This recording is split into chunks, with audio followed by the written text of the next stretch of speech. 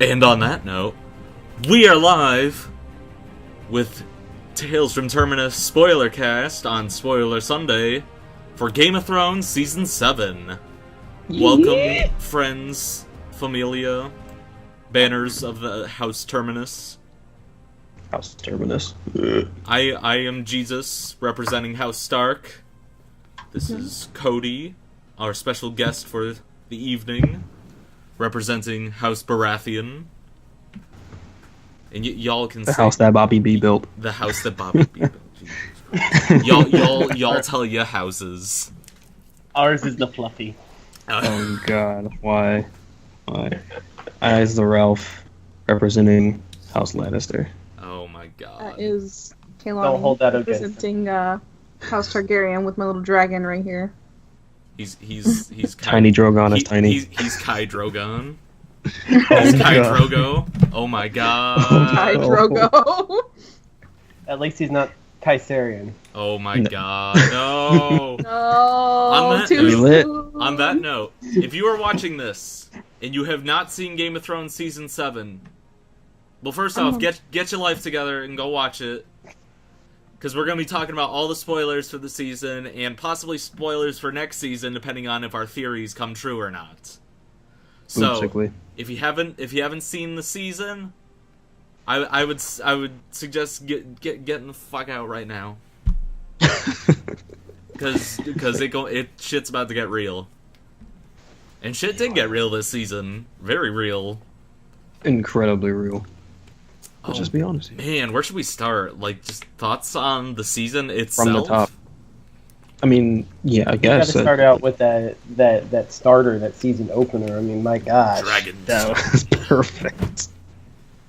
I thought my computer just fell down. I was really concerned for like 2 seconds. I feel like the way that this season started, the first episode of this season, yes. was the perfect way to let you know that shit was going down this season. We back. Like, there was nothing huge, nothing incredible, just silence and just greatness and simplicity. Like, yeah. What? Silence and simplicity? What? Silence Oh, and simplicity. okay. Really? Would you really? I mean, Really? Euron, his ship's called the Silence. It kind of works. Mm-hmm. My 2 cents is, it's exactly what fans have been waiting for. It was revenge for the Red Wedding. It was justice for the Red Wedding, I should say. The complete destruction of House Frey. Yes. And I think it's really the full circle of the story arc for Arya, which is what a lot of people wanted to see. It's showing exactly how much of a badass she's become. And I think that was great. That was the best. I don't think there's any way that they could have started out this season and it's still been good. It was almost a little weird, just like it's immediately starting out on that, and if you've seen the last season, you know that Walder Frey's already dead. Spoilers for season 6, but if you're watching something for season 7 that's about spoilers, you should be expecting that. But it was really kind of weird, because you know exactly the direction where it's gonna go, because you know Arya was just there, she just killed him. It like almost picked up probably like a week or so after. I just thought that was kind of neat. Oh, I definitely agree. And her whole little speech as Walder. Leave one wolf alive, and the sheep are never safe. Never safe. That was so good. Bro, my little murder baby's all grown up. Murder baby. Oh man. What else? And then wasn't the immediate thing after that kind of little cold open just showing what our real threat for the rest of the seasons to come is going to be? It was just that like single shot, just flat shot, and then you just see the storm come in, and then all of the White Walkers and the Whites just coming in. And we even got to see our first White Giants. All like 3 of them at that. I think in that shot there were 3. Yeah, and even then, just one. Yeah. Just one is a terrifying sight. I mean, you think how much damage it took, like, one could take when he was alive. Imagine how much damage these things can take. Too much. That's my bet. Way too much. I will have to admit the one thing that I am really waiting to see. I hope that they show it in season 8, but so far they haven't showed any inkling that they're going to bring it. Is the ice spiders? Yes, I Cody. want these freaking ice spiders as big as bears. I want to see them. We're basically just looking for Aragog. I was really hoping in that like Fellowship of the Wall episode that they were really going to show some Beyond the Wall, but they didn't. It shows a polar bear. I'm okay with that. I mean, that was... We'll get into this a little later. Yeah. But then what was the next thing? Who did we see next? I don't even remember. Was it Jon and Sansa in Winterfell, or was it Cersei and Jaime? Jammy? Jaime Lannister. It was the jammies. Man. Oh man, her whole like takeover of King's Landing and just seeing how it's kind of affected like everybody down to like her Queensguard and even like her handmaidens, how they just look. What's the word I'm looking for? Like almost like this brutalist like fashion that they all have now, just like this like a very evil Empire-esque. Like I mean, the Mountain looks like basically Westerosi Darth Vader at this point. That's exactly what he looks like. I mean, he basically is kind of. Yeah. He really does. Kill. Oh god, I want to see fan art of Cersei as Palpatine now. I will say though, like the first few episodes of this season really made me realize how wrong I was. It really did. If you guys if you guys have seen the last Spoilercast, you know that I sang the praises of Cersei, like up and down the halls, like she was my queen, and I would do everything for her. But let me tell you something. The person that she is now, this person ruled by fear and power, is not someone that I would pledge allegiance to. I legit, I can't. So for lack of a better term, I totally pulled a Jaime and said I'm out. I can't do it. And so I've decided to cast my vote for Dany now, because well, she is the lesser of two evils at this point, and the only thing redeeming her for me is Tyrion. Lesser of two evils? Lesser, she in the first few episodes. In the first few episodes, she's the lesser of two evils. There's three though. Well, I'm talking really. You know what I mean, you fool. No. Lesser of two weevils. Also, how about Bran finally made it south of the wall? Right. That I was not expecting that. Like the very next that was what. Actually, no, that was the very next scene after the whole White Walker thing, because it was Bran's vision of them coming down. And yeah, I don't know. Let's kind of talk about Bran just for a second. What do you guys think of his little personality? I wasn't going to say change, more of a downgrade, or more lack of a personality is a better word now. You mean his oh my god type personality? His omnipotence, or not so much his omnipotence, more of his vegetable state. Oh my god. Like, man, that's not cool. He's a cripple. So, my 2 cents on Bran is that I'm not really happy the fact that he went from what he was to now he is, that kind of personality. But at the same time, I kind of sympathized with him because now he has literally... He goes from being the only thing that he ever knows is Winterfell. All he knows is what's staring him right in the face. He went from this happy-go-lucky boy who wanted to be a knight, who had no aspirations to be the Lord of Winterfell or the Warden of the North. His life was planned out to be either a member of the Kingsguard or just some other lord in the North. Now he goes to being one of the most powerful and influential people or possibly the most powerful or influential people, with all of this information of both the past, what's currently going on, and possible future events streaming through his head all at once, and not just for himself, not just for his direct descendants or the people that are closest to him, everyone everywhere. I just don't think that his mind has the ability to process it all. Either that, or it's almost like, what's the word, like he's still like, exactly, kind of like you said, he's still trying to process it all. And maybe his mind is still working through all of that, and maybe we'll eventually get the old Bran back, but at the same time, he's not entirely omnipotent, which I'll get into a little later when we talk about probably the biggest reveal of the entire season. But yeah, what are you twos? I'm putting the wrong direction. You twos. What are your thoughts on Brano boy? Why? I feel like Bran is in this weird spot. For me, he's in this weird spot where he's kind of... it's almost as if he's forgetting about his humanity.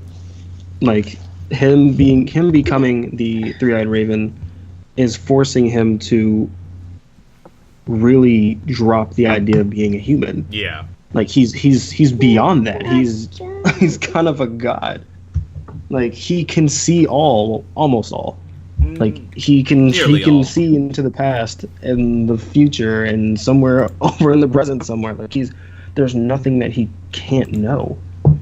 And I think that kind of, with that type of, like, responsibility, you can't give way to little things like emotions or family or, bonds. You kind of... And so in that, I feel like I'm more like I feel bad for him than anything else. But, I mean, that's just me. Almost kind of like what Lacey just said in our chat, that he's probably afraid that he's going to mess up someone's future with his omnipotence, much like what happened to our boy Hodor.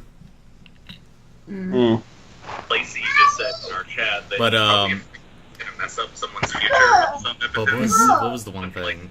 One thing that was kind of interesting, kind of going from last season to this, because after Bran escapes from the Three-Eyed Raven's cave, he still seems kind of normal. Like, he's happy to see Benjen, and he's kind of having like a semi-normal conversation with Mira. But then immediately this season, he comes back, he's like really odd. I thought that was one thing that was a little off to me. Unless it was just like the Tower of Joy flashback from the end of last season, like, trigger him to go into this state? Or something like that. It was a little odd. I thought that was just maybe the more that he uses his powers, the more of a chance he runs of becoming less of himself. I could see that. It's actually interesting because if you look at... That's something I've been thinking about a lot. And again, I guess we'll kind of dive deeper into it later, but the more he uses his abilities, the more he becomes, for lack of better wording, cold. He becomes a lot colder. He becomes a lot more detached. He becomes almost like kind of like robotic almost, almost as if almost as if he's kind of, I don't know, something else entirely. But again, that's something I know where you're going with this, but later. Yeah, we'll get to that later. An engram just went flying into my laptop. And I will stand by the fact that I just believe that he's in shock. I could see that definitely. That's what. There's so many different directions they can take Bran. Like, either they go on with the theory that's floating around about him right now, or they turn it into something else, or something. There's a lot of stuff that's going on about Bran. So, he's kind of an enigma right now. Mm-hmm. That's what, I think that's working in their favor with the show. Yeah. I feel like his personality might be coming back a little bit. Maybe mainly just because of the one joke they did in the very last episode with him and Sam. You saw this in a vision? I got the receipts right here, fam. They wrote it. They sent me a raven. Like, But yeah, back to episode 1. One of the things that I kind of wanted to touch on was Euron, because I know a lot of people were kind of on Euron last season, especially compared to his book counterpart, which that was one thing that was a little disappointing to me. But this season, especially this first episode, he does kind of come off like a little like. That's what the joke everyone was making on Twitter was. He does come off a little punk rock. Especially his outfit. He looks like he's from, like, a 90s, like, punk rock band. But even, like, in that first scene, he was really, really good. Just with Cersei, and you could see, like, he's kind of playing his own game here, kind of trying to manipulate things in his favor. He's just to see how far he can get. Exactly, and, like, he can't have Dany, so might as well go the next best queen. Well, because his ambition is to sit on the Iron Throne. The thing about it is that he doesn't care about Cersei. Yeah. I have the feeling that if Cersei were dumb enough to marry Euron, that Cersei would be dead. Oh, yeah. Within a fortnight. She'd be dead. He doesn't care. He doesn't care about her. All he wants is the throne. He wants to be above it all. That's what that actually what you pointed out just made me think of something. I remember people were pointing out this like the day after that episode that when he kind of approaches the throne, he's kind of almost like testing the waters a little bit and seeing how the mountain reacts, because you can see they have like a couple deliberate shots for this where like he steps forward and then the mountain like comes up. And then, actually, wait, no. It was less of that and more seeing who the mountain is trying to protect. Because he steps forward towards Cersei, and the mountain, like, gets up at his face, but then he kind of steps a little bit to the side, more towards Jaime. The mountain does not move at all. So you can see who Cersei is, like, favoring there. Alex, that is the Iron Islands, or the Iron Islands and Greyjoy family motto, or saying. He's just like in the chat. What is dead may never die. It's actually their unofficial motto. Their official motto is "We do not sow." Nobody uses that one anymore. When was the last time they said that? Like season 2 or something like that? The last time I heard it was from Balon Greyjoy himself. Oh yeah, I think that was in season 6-ish. Yeah. I will say that Euron adds an interesting dynamic to everybody. Yeah. Because we've had a couple of crazy characters, but they haven't been like this level crazy. Where like he's kind of got a goal, but he doesn't really. He's just kind of here to mess stuff up and see what happens in the long run. I feel like Euron is what Ramsay would have been in a couple of years. Oh yeah, I can see that. I feel like Ramsay was always cool and collected, though. Excuse me. Yeah, but I felt like he was well on his way to be full on crazy. Yeah. If he would have been able to consolidate his power in the north, he would have screwed shit up so bad. Exactly. Oh yeah, I mean he's not a leader. He's a murderer. Definitely. Oh man, what was the next scene in that episode? Was it So, I actually have the synopsis right here. Yes.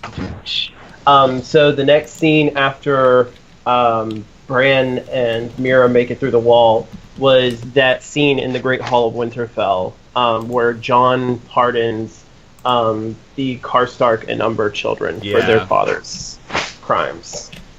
I still side with Jon. Because Sansa as much as I understand... Yeah.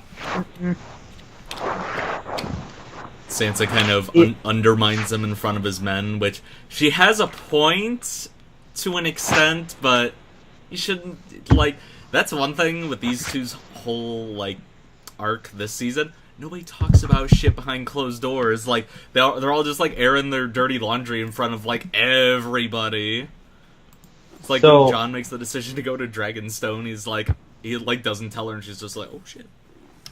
So I actually have a theory about this. And my theory, it deals a lot with what was going on in that season finale, which I know that we'll talk about and discuss later. But it makes me think that Sansa was already planting the foundation for this in the beginning. Yeah. A lot of people had talked about how Sansa, because of her time with Cersei, because of her time with Littlefinger, had started to become a master manipulator. Yeah, definitely. And I feel like this was her way of getting Littlefinger to take the bait. Yeah. Was openly opposing Jon, showing that she was willing to go against him, and putting that thought in Littlefinger's mind. I can work with this girl. Yeah. I can get, I can claim the North by working this girl. Because she already saw like hints of that when in the last season where he was trying to get at her and her power. She knew what was happening. Yeah. So I'd believe that. And that's what it makes me think, is that Sansa was laying the foundation for Littlefinger's demise early in season 7, possibly even at the end of season 6. That's what I feel like she's smart enough to know when she's like being like tugged around and like fucked with, like he was trying to. And that's why I love those moments, like especially I think it was early in the season. I think it was when like even Tormund was still at Winterfell. It might have even been the first episode, I don't remember. When she like Littlefinger's just like trying to plant these seeds, and she's just like, whatever, fuck off. I'm sure you'll have something. I don't know how you were about to end that sentence. I'm sure it was something clever or something. I think that was something like a line. Yeah, that was such a good moment. But like I said, I feel that she was trying to get him to take the bait, and she was seeing what she could do to get rid of him and finally figure out what's been going on. Like, how can she depose Littlefinger? Because obviously the realm knew he needed to go. Oh man, that's what. Never mind. We'll get to that later. I was gonna say something, but we'll get to it a little later. What was the next thing? Who did we see next? Was it our boy Sam? It was the shitstorm, pun intended, with Sam. The poop and soup montage. That was edited so good. That was like watching like an Edgar Wright movie, the way that was edited. Oh my gosh. That was so good. It was terrible. It's just to show that, maybe your dreams might be a little far-fetched. Yeah, they might be a little shitty. But that whole I liked a lot of Sam's stuff, even though we only saw him, I think it was, I want to say 4 times this season, because we saw him in the first episode. We saw him, first, in this episode, we saw, who is it? A gross arm, when Sam's, like, doing his runs down, like, the infected ward. A gross arm come out and grab it. Yep. It was our boy, Jorah the Explorer, of House Friendzone. God.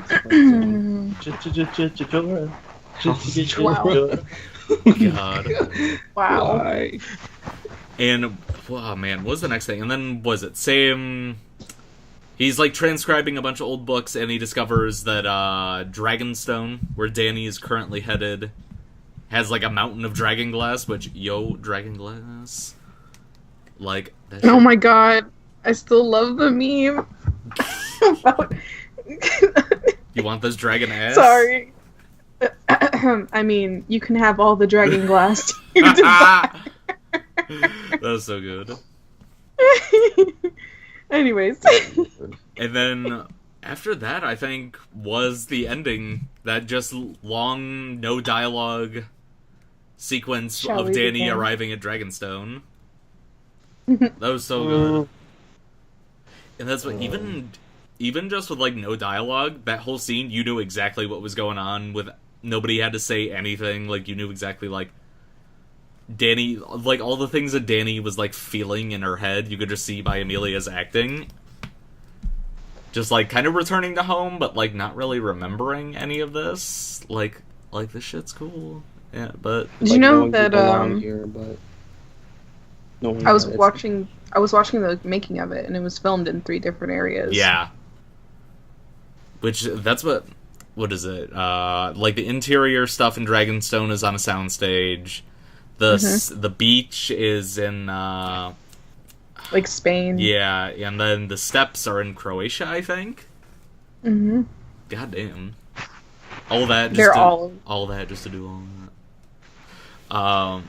But yeah, and then we know the now infamous line of that episode. Oh wait, one thing could I say? I love it. We didn't see a whole lot of it when we were with Stannis when he was at Dragonstone, but I love the design of Dragonstone so much. Like, I don't think we saw that throne room at all beforehand, which it's just like this awesome, like awe-inspiring, fear-inspiring design that's just kind of made out of that rock. It's really cool. Props to the set designers. It's a proper keep. Yes. It's those stones are actually like natural formations that they took inspiration from and then made Dragonstones like rooms out of them. Yeah. Nice. And that's what like I don't know if it's the same location, but isn't the Dragonglass cave that we see later in the season, isn't that like the same location that kind of took inspiration from those where they got the inspiration from the throne from? I think I know what the rock formations that you're talking about. I thought we saw that earlier, like at some point in the season. I can't remember though. It was like the ridged rocks. Yeah. That legitimately look like dragon like skin. It's so cool. Mm-hmm. This was also the episode where we had Ed Sheeran's little cameo. Look. People shat on that a lot. It took me out of the episode for like a second, and then I was like, okay, this is fine. That whole scene was really good, though. It was, because it honestly, it was actually quite an important scene, though. Yeah, that's the thing. Very important to Arya's character. But people were like, oh, it's Ed Sheeran, screw it. It was the song that was originally from the books, if I remember correctly. Yeah. It's from the actual, like, it's from the literature. I think the only reason that a lot of people shat on it was not because of the song or the fact that it was because instead of you have all these Lannister soldiers who look like they've been through the grit and the grime and who look like they've been living it rough for a little while, and then you have Ed Sheeran, who obviously looks like Ed Sheeran and looks like he came straight out of the performing studio, crystal clear, like clean, clear, under control. Commercial. Really? I feel like that was part of the point, though. Yeah. I feel that if they would have done a better job making him blend in a little bit better. I think the whole point of the scene was just show that there are young boys fighting for this army that legitimately don't care what's going on. Like, they do because, hey, they're fighting in a war, but they're also kids, like, young adults who are just sitting around, like, dicking around in the middle of the woods, like, and they find this random girl who says she's gonna kill the queen, and then they're just laughing because they're like, yeah, because that's gonna happen. So I think it was just, like, supposed to be, like, lighthearted. Also, bless you, Kai. Because, I don't know, because it wasn't even focused on Ed. Yeah. It wasn't. He sang, and then it was focused on the other soldiers. So, I mean, I'm not mad about it. I thoroughly enjoyed that. It was focused on not Kylo Ren and slightly chubby kid. Bruh. But I guess that was it really for the first episode. Next episode was Stormborn, and that was when shit started really going down. What was it? We saw the opening was what? Melisandre arrives from squatting in Dragonstone somewhere. It's just like, hey, yo, you might be the princess that was promised, but I think also Jon Snow might be, so yo, I'm gonna ship you guys together, so get over here. It's literally like the Harry Potter prophecy. I mean, it pretty much is. It's like the Neville Longbottom Harry Potter, like, up in the air. It could be either one being the savior, because it's whatever, and then it ends up being both of them. Melisandre's just like, why can't we have both? Like, Harry couldn't have killed Voldemort if Neville hadn't have killed Nagini. Like, Yeah, you can't do it one without the other. exactly. I have a John. I have a Daenerys. Oh my god. Boom. Oh my god. Boy. I just heard someone reference that earlier today. This is insane. So yeah, that first shot where her counselors are all gathered around the painted table discussing war, that was a great opening shot for Stormborn. And it was really good seeing all the character interactions in that scene. Like, that was the one thing I'm going to say about this whole season. Just all of the like inner character interactions with characters that we like have been separate for so long. And now they're, like, all together. It's almost, like, kind of surreal at points. Like, especially, like, later, like, in the last episode of the season. Just seeing all those characters together. But just seeing, like, Definitely. the Greyjoys, like, interact with, like, Alaria Sand and the, Sand Snakes. I was trying to remember their name. That foreign invasion, though. Yeah. God, that line. Are you going to save her from the foreign invasion? Walks out of room awkwardly. I'm gonna go. Boat blows up. Oh my gosh. We're getting ahead of ourselves, so that's the end of the episode. But And Queen of Thorns. yes. Are you a sheep? No, you're a dragon. Be a dragon. Boy. Like, Lady Olenna can give a pep talk. Lady Olenna was the real MVP this season, for real. She was. She really was. She had the biggest mic drop of all, and we'll get into that later. Yeah. Oh, and then this also had. Well, this was the episode I first started watching with you guys, and just that one scene with Missandei and Grey Worm. The whole time God. we were just like, boy. He knows where to put it, even though he doesn't have it. We were all sitting there like, boy, but how? But boy, but how? There is no how. Do or do not, there is no try. It's like that meme. It's like that meme that I saw that it's taking photos from that scene, and at the very bottom, it's a picture from the blooper reel where Amelia Clark was walking through the door on top of the tower, or on top of the Great Pyramid in Marine, and she slipped and fell, and she started laughing. That was the bottom picture. So God. It's like this is why you should have locked that door. Lock the doors. Hodor. Oh my god, Lodor, lock the door. That's just gonna be Hodor's brother who Bran accidentally like warged into one time. God. What was the next thing? Oh yeah. We saw in King's Landing we saw the not development but the first unveiling of Cersei's anti-dragon weaponry. AKA a ballista. That was I know, right? They're like, oh my god, it's some radical new technology. It's a fucking ballista. One thing that was really cool in that scene, though, was just seeing all of the dead dragons, and especially seeing Balerion, which I don't remember if that... I don't think... And it was definitely a different set, but I don't think we did see that. I thought we saw that in Season 1? Yeah, because I remember, like, Arya was hiding behind, like, a giant dragon skeleton at one point, but that was really cool seeing all that, and just the size comparison between just little Cersei and then this giant Balerion the Black Dread, like, skull. Mm-hmm. Just showing that Dany's dragons probably ain't done growing. They gonna get bigger. True. And also that they ain't really invulnerable, even though, like, according to that, they could only really kill him with a headshot, but okay.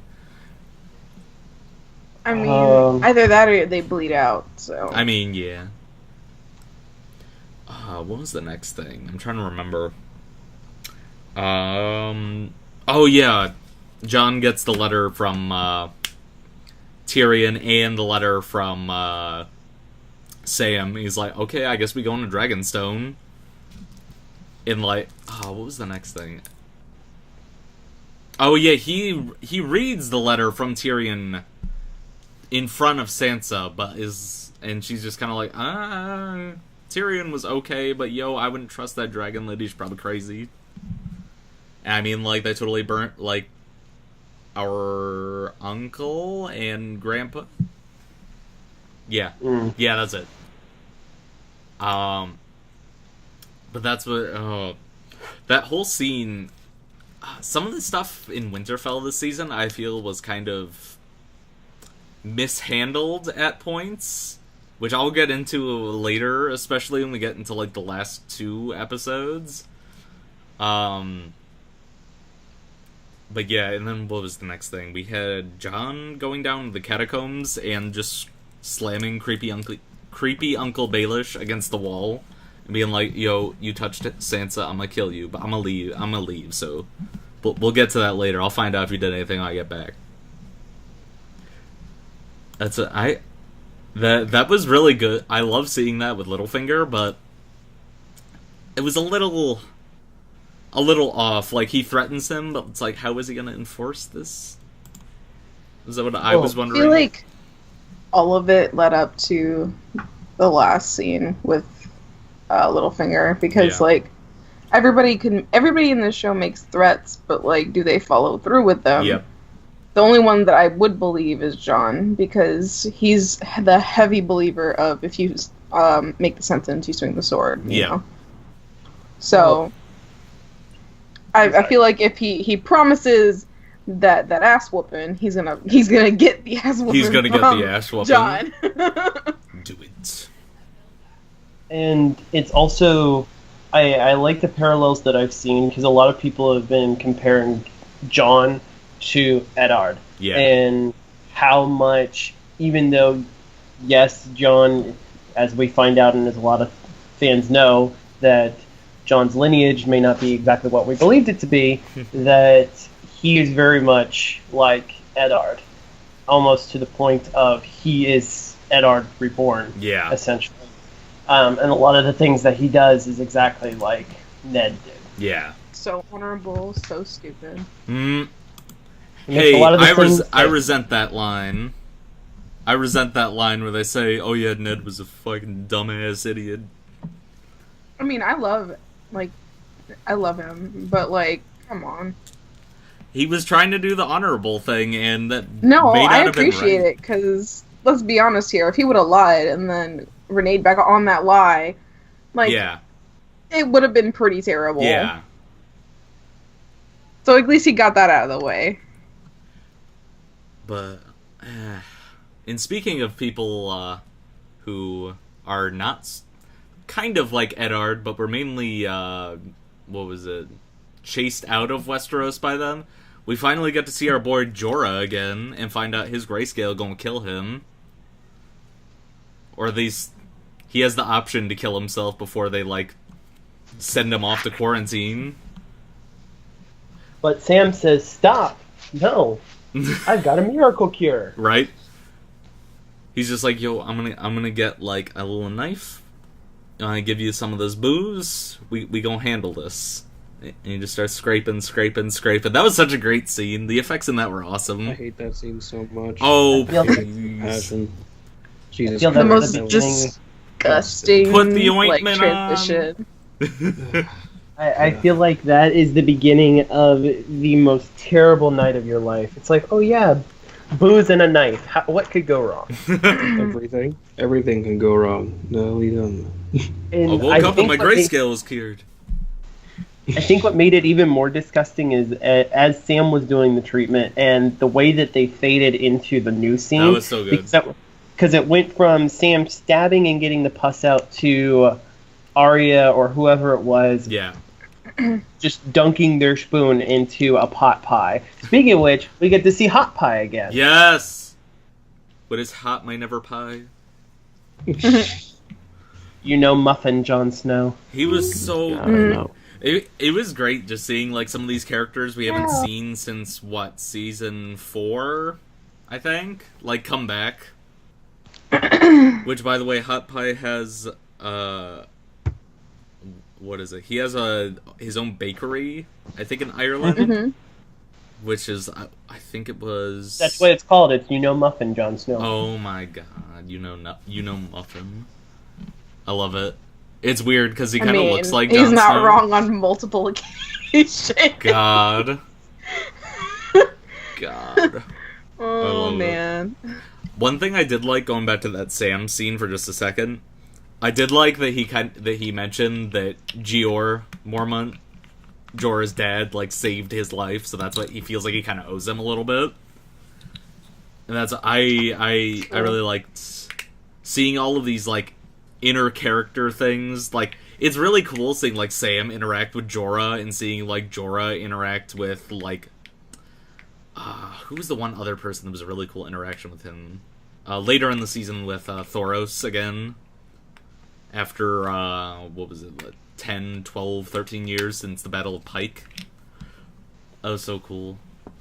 But yeah, going back to that scene with Arya, it was still interesting seeing, almost kind of like Bran a little bit, how cold and detached she was. And some people were even pointing out, just like her direct manner of speaking was almost like the Hound a little bit in some of the earlier seasons.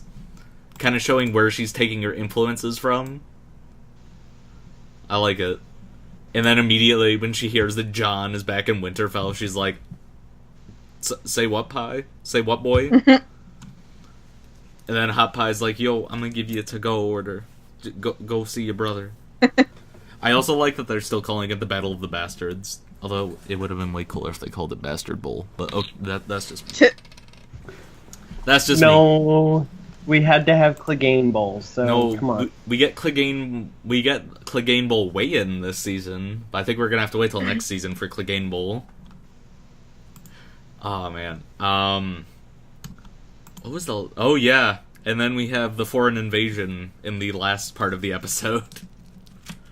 Which... True foreign invasion. Starting that off with the kind of lighthearted stuff, and then immediately going into just Euron's, like, big, like, super Star Destroyer ship coming in and just wrecking everything.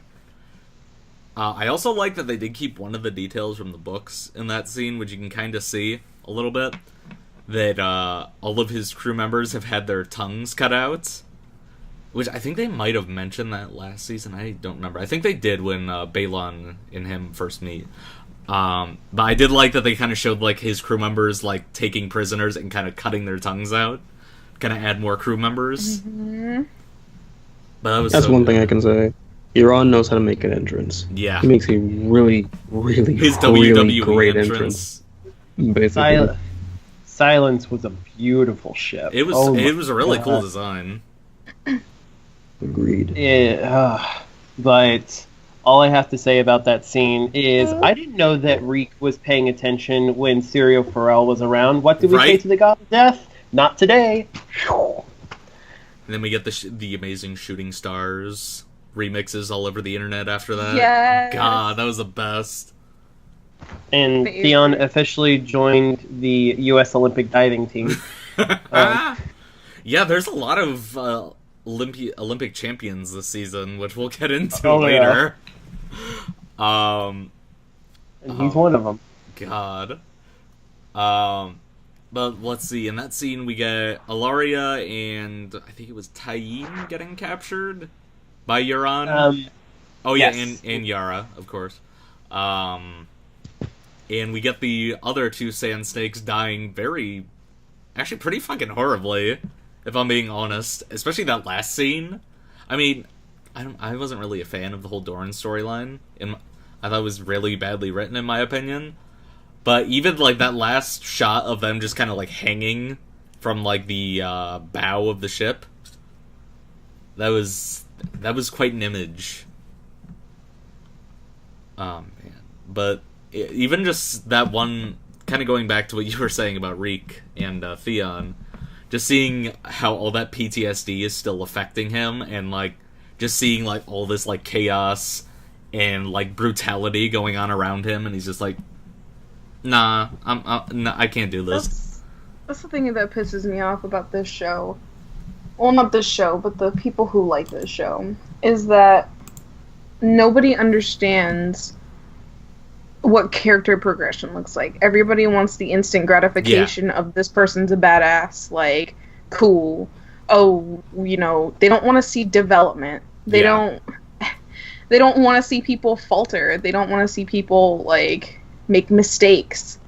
Like, when Dany first started to come to power, it was her first time being anything remotely close to a queen, and she made mistakes. And people got pissed off about it because she should have known better and she should have listened and blah, blah, blah. And she's human. What do you expect? This is a show about people and politics and things. And it's frustrating because Theon suffered something immensely, like, traumatizing.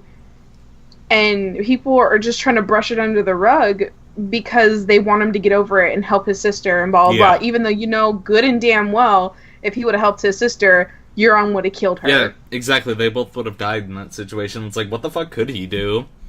Either he goes, runs up to Euron, immediately gets killed, and then he kills Yara anyway. Or it was like a no-win scenario. Like, I don't really blame Theon all that much for taking that way out. Took the third and then, option. like, people were legitimately just crapping all over his final scene in the season because they're just like, oh, look, a plot line that I don't care about that's unimportant. It's not unimportant. I guarantee you, it's if not.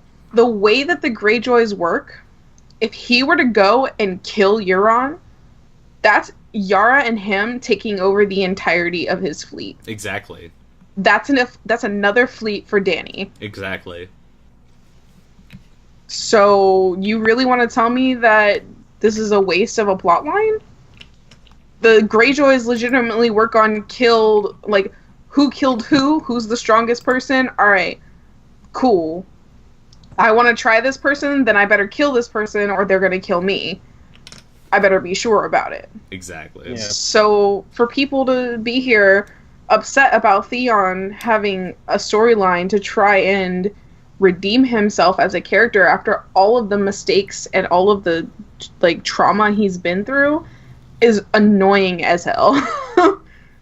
That's like the whole Sansa thing where she was annoying and then she was traumatized and then she started to grow, but people didn't want to watch her grow. They just thought she was a whiny brat that, didn't, do anything. And it's the character progression.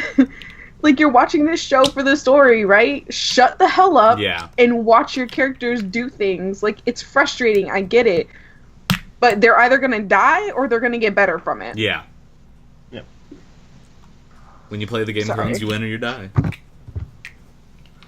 Exactly. But that was a pretty good ending to that episode. But the next two, I feel like...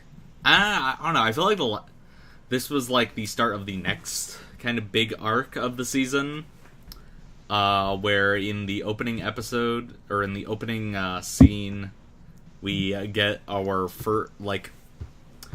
probably one of the longest awaited meetings of the entire show, with Dany and Jon. Mm-hmm. And just that whole scene where Missandei is just rattling off her various names, and then Davos just like, This is my boy Jon Snow. He's king in the north. He's a good, proper lad. Just like, he kind of lets his actions speak for themselves, and you can kind of see their difference in, what is it? Not in ruling, but the difference in the way they present themselves. Like, Jon doesn't arrive with, like, a whole big thing of Kingsguard and Stark Bannerman.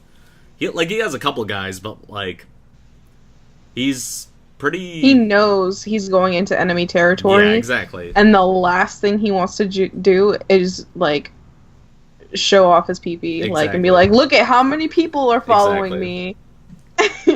And she's just like, really? That's cool. Lights entire throne room on fire with Drogon. Like, Did you just say show off his pee-pee? yes. Please no. Please. Well, and He knows where to put it. it's not the type of person Jon Snow is. Exactly. He's not He's not this big showy person. He didn't want power. Exactly. No. He was picked as the person, hey, listen, we understand you don't want the throne, but guess what? We don't care. We pick you anyway. So here you go. Here's the most qualified person in the room. Here's the whole kit and caboodle. We don't care that you're a bastard. Bananas. Here's the crown. We want you, Jon Snow. So, I mean, he's grown up his entire life with no ambition for any kind of throne. He never thought he was going to have the throne. He never wanted any power. The only thing that he ever wanted to do was protect the ones that he loves. Plain and simple.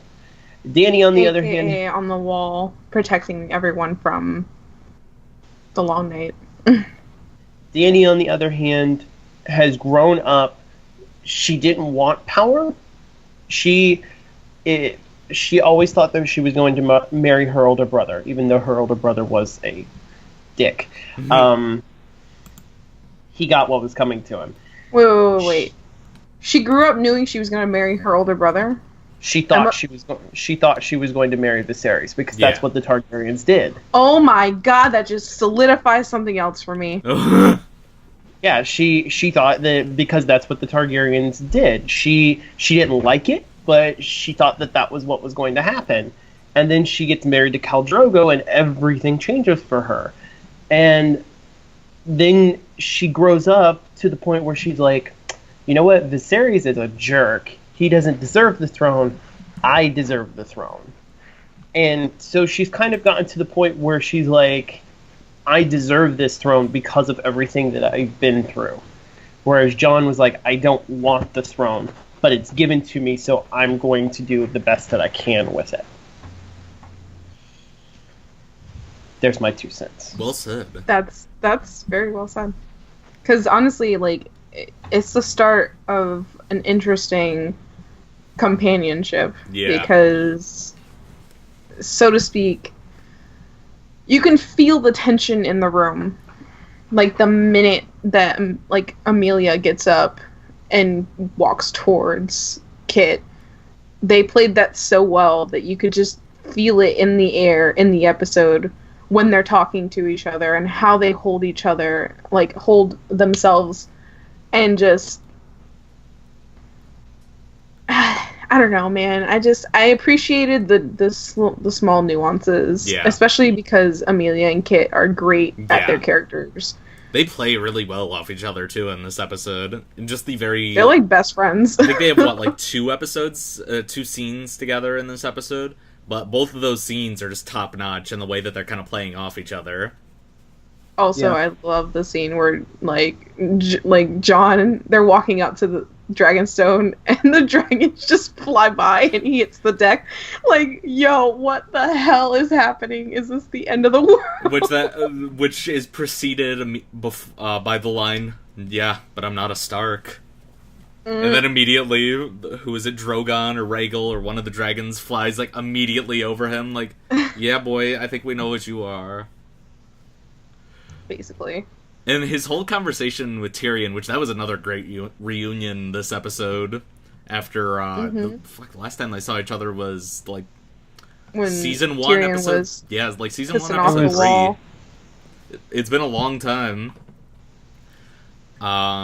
They've changed so much. Like, I think Jon can't even kind of see how much Tyrion's changed since then. Just like, oh man, it was so good. You mean that Tyrion's slowly becoming an Ewok? Oh my god. Boy. A brick. Boy. God damn. I need fan art of this right now. Tyrion the Ewok. God damn. Just a giant beard inside of the like the I can't. I hate all of you right now.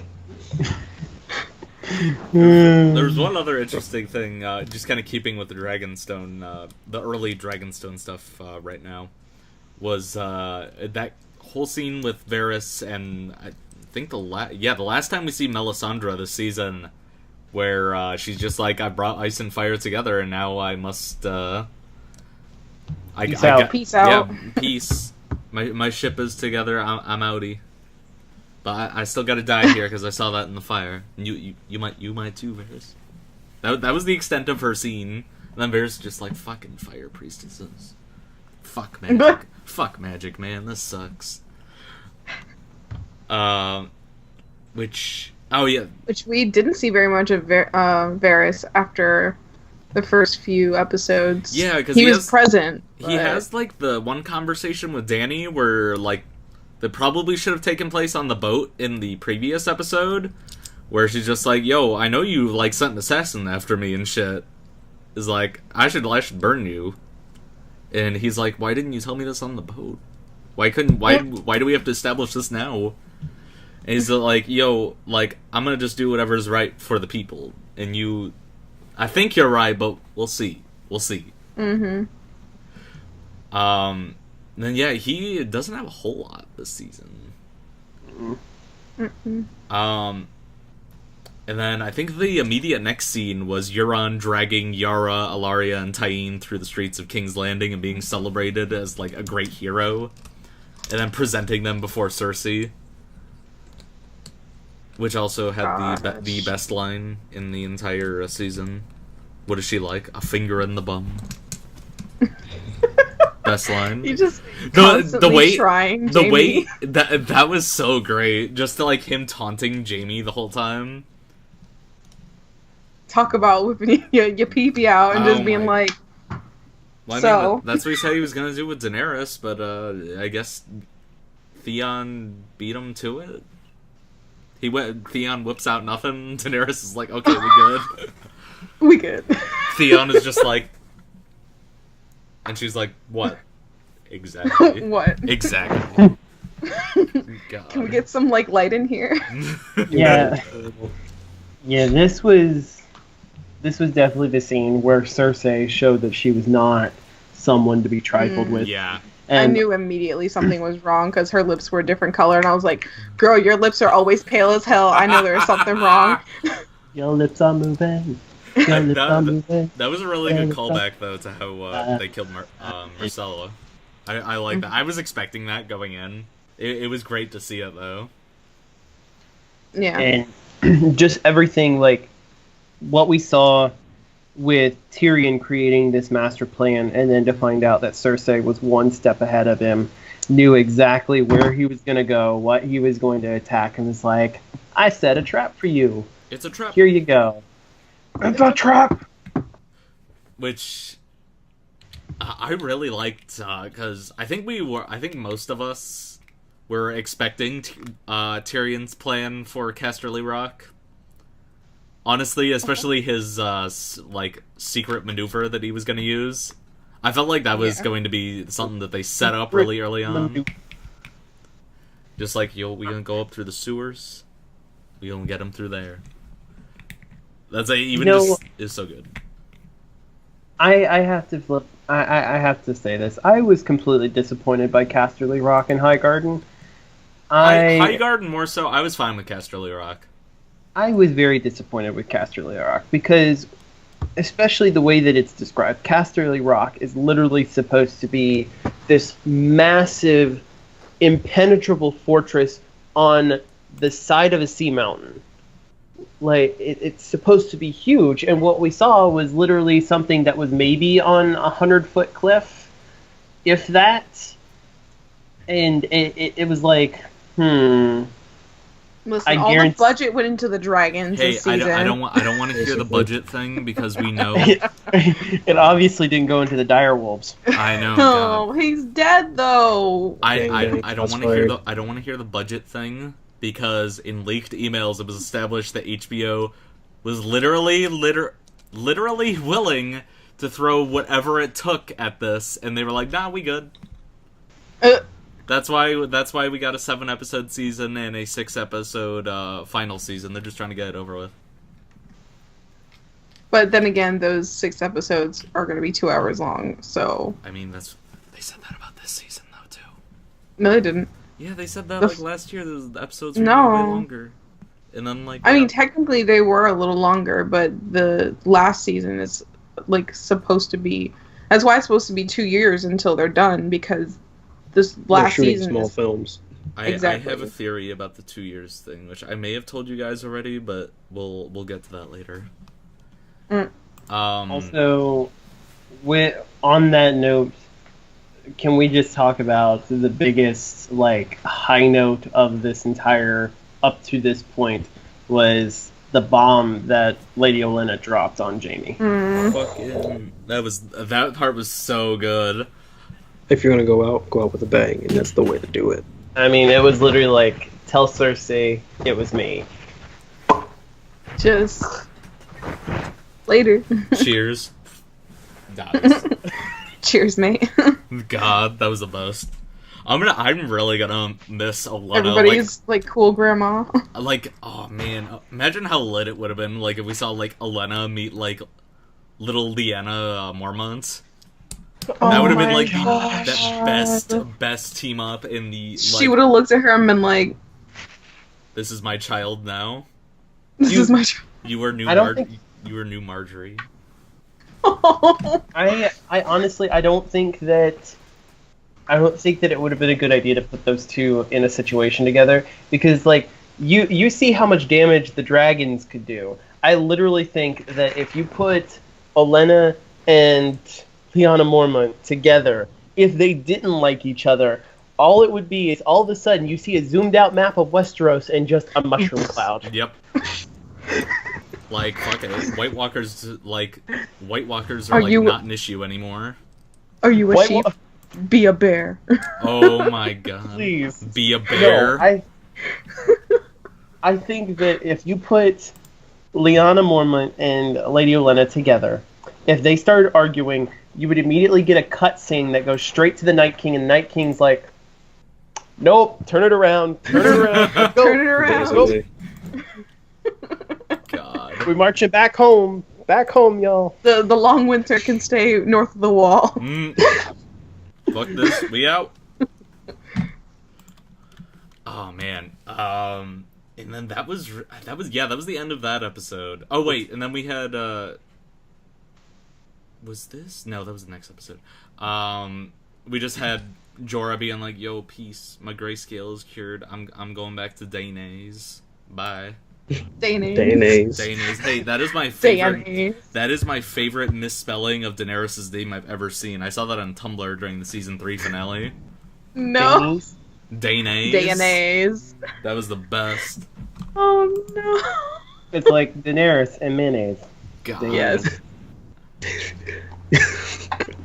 Oh man. Oh god. That means like a million different things. Good lord. Okay, but my favorite, like one of my favorite memes from this season is the episode where Jon and like Dany go into the cave and they talk about the paintings, and the meme literally is, "Did you draw these?"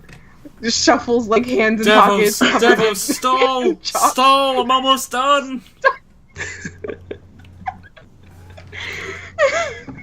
Stall them all. My favorite God. meme from that scene is where it's just a picture of Jon and Dany and it just says, "What do you suppose this mean?" And it's just a direwolf with a really big dick and a dragon. Oh, it's like, no. what do you think this means? No. That was the real implication of that scene. Which, by the way, that scene was really lit. It was really pretty, and the music was really nice. Which was it a mixture of Jon's theme and Dany's? Which that is their, I guess that's their love theme now, because they reuse that a shit ton, especially in like the last like couple episodes. Of course. But yeah, it's a combination of Daenerys and Drogo's theme and Jon and Ygritte's theme. Yeah. Which I think that was a little neat touch. Mm-hmm. I'm surprised they didn't steal the penny whistle solo from Titanic. Oh my god. Oh god. Wait, no. One thing before we get off the last episode. Bran gets home. He's acting real creepy. He tells Sansa, "Yo, you looked really pretty on the night you got raped by Ramsay. You look so beautiful." At this point, Bran is the most useless character by this point. I can't wait for Jon to get back and Bran just be like, "Jon, you look so beautiful when Ollie stabbed you in the heart." Your hair looked really nice. You looked so beautiful when you were making the sex with your aunt. Wait, what? Making the sex. You were testing that witch's prophecy. You were testing it out, man. And I'm gonna tell you, it's a surprise. All this power. Are you really the three-eyed raven? Shh. When your son is born, I mean. God. You could see that. You could say that he was probing for more information, and. You're lucky Kai was not awake to hear that. You're lucky Kai was not awake to hear that. What the fuck, dude? Jesus. But moving on to episode 4, we already covered the stuff in the Dragon Glass Cave, and one thing I thought was really cool in that, kind of going back to the John's cave paintings. I did think it was kind of cool to see, like, the ancient, like, caveman interpretation of the Long Night. Yeah. Even though the Night King had a beard, and I guess he must have shaved at some point, because he don't now. It makes you wonder what Dragonstone was before it was Dragonstone. Yeah. Well, because we see more of that connection between the Children of the Forest and the White Walkers. Yeah. And the First Men. So, and it also something that I just from what I understand in the book versus the movie, or not the movie, the show iteration, that you have someone called the Night's King. Yeah. And then and then the Night King, who are two separate entities. Mm-hmm. Which is something like with what Ryan brings up, is that the Night King that's pictured there, has a beard, which makes it seem like there's more than one Night King. It makes you wonder, like, what it takes to become a Night King. Westeros' next Night King. We were heavily, me and Ralphie were heavily talking about George R.R. Martin's whole, like, this is post-apocalyptic Earth, but this is way past that. And we were talking about it because it's just a theory. It's just something we were spitballing and talking about. But say there was, like, a nuclear winter on Earth because that was the apocalypse for the humans. Like, there's just all the nuclear bombs just went off because we were dumb and petty and needed a restart. And we had a nuclear winter that could have transformed and made these first men, so to speak, and the children of the forest. Like, they could have been, like, mutated versions from the nuclear apocalypse. But it could have legitimately just been cycle after cycle after cycle, and the Night King comes when he feels like the world needs a restart. Like, when he feels like the world needs to be covered in ice again, and then grown from the ground up. Basically what she's saying is the Night King is a roaming nuclear bomb. Well, see, that's what everyone at this point is wondering, why the White Walkers and the Night King are coming, like, now, all of a sudden. Same. I've been wondering that since he started his march. Like, what is your motivation? Which, we'll get into that a little later, because I have one or two little theories. But Cody, on that Night's King thing, the main thing that kind of sparked the connection between those two was because I think it was when season 4, when he first appeared, like, it came out on the HBO guide, and they listed this character as the Night's King. And that was the main reason, like, a lot of people are like, is this connected to this? Like, is he, like, some ancient member of the Night's Watch from, something like 6,000 years ago? Well, because he's not the same Night King anymore, so it makes you wonder, because that Night King was the one that did the whole, like, turning babies into, like, people, into, like, the White Walkers. So, like, it makes you wonder if the Night's King is still him, and then there's the Night King who is, because he kind of almost, like, now that you say that, it's almost like a recruiting thing, almost kind of like how the Night's Watch does it. Yeah. Like they just find you, they take you, and then now you are a white, almost like, you know.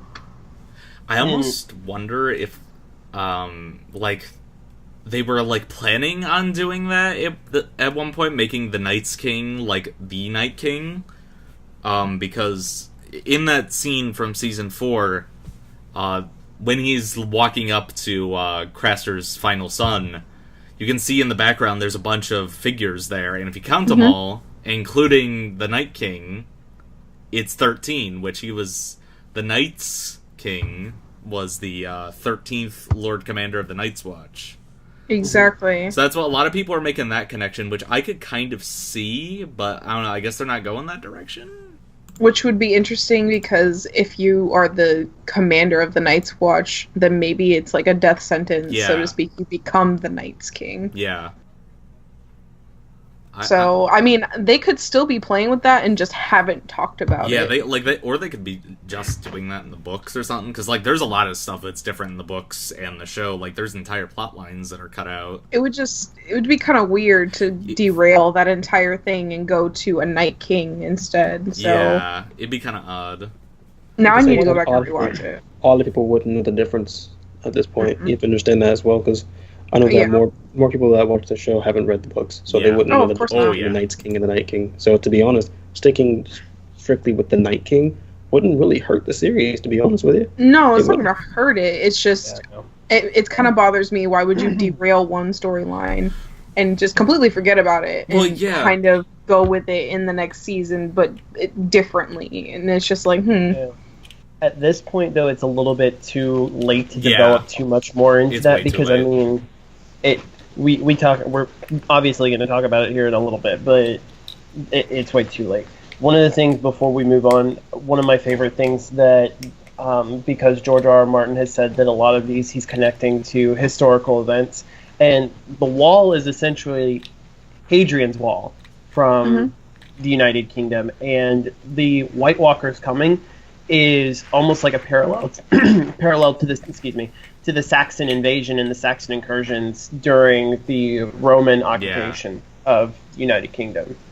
So that's one of the things that I thought. Interesting. Well, he did also base Game of Thrones off of the War of the Roses. Oh yeah, so. and many different other other characters. It's like history. an amalgamation of like a bunch of different historical conflicts. But back kind of to the episode, like after that scene, we get the scene where who is it? Tyrion and Varys are just kind of like, yo, we got some bad news. Like, all our entire fleet's gone. Fucking Euron killed them all. Casterly Rock is abandoned. Olenna's dead. They took Highgarden and like pretty much most of the Reach. Like, shit's not looking good, Daenerys. And then she gets real pissed. Which I thought was interesting. I'm done. Pretty much. Like, in that scene, like, she's ready to, like, go to King's Landing and just burn everything down. I thought it was very interesting. By that point, she's already kind of asking Jon, like, yo, what do you think I should do? And he's like... Because he's the only one standing outside. Exactly. Who is on her level of authority. Exactly. So to speak. An equal. Mm-hmm. He's just like, you know, don't. I wouldn't be burning cities and shit. Like, go. I mean, army wouldn't be a bad idea. And she's like, yo, all right, I know what I'm gonna go do tonight. We gonna burn this entire armada. Just don't stand there and watch me burn. God. Yes. Yes. I think that's a pretty good segue into Field of Fire 2.0. Wait, before we get to that, because that's kind of like the ending. Shall we talk about the other, like probably the second biggest event of this episode? Arya returning home after 6 seasons.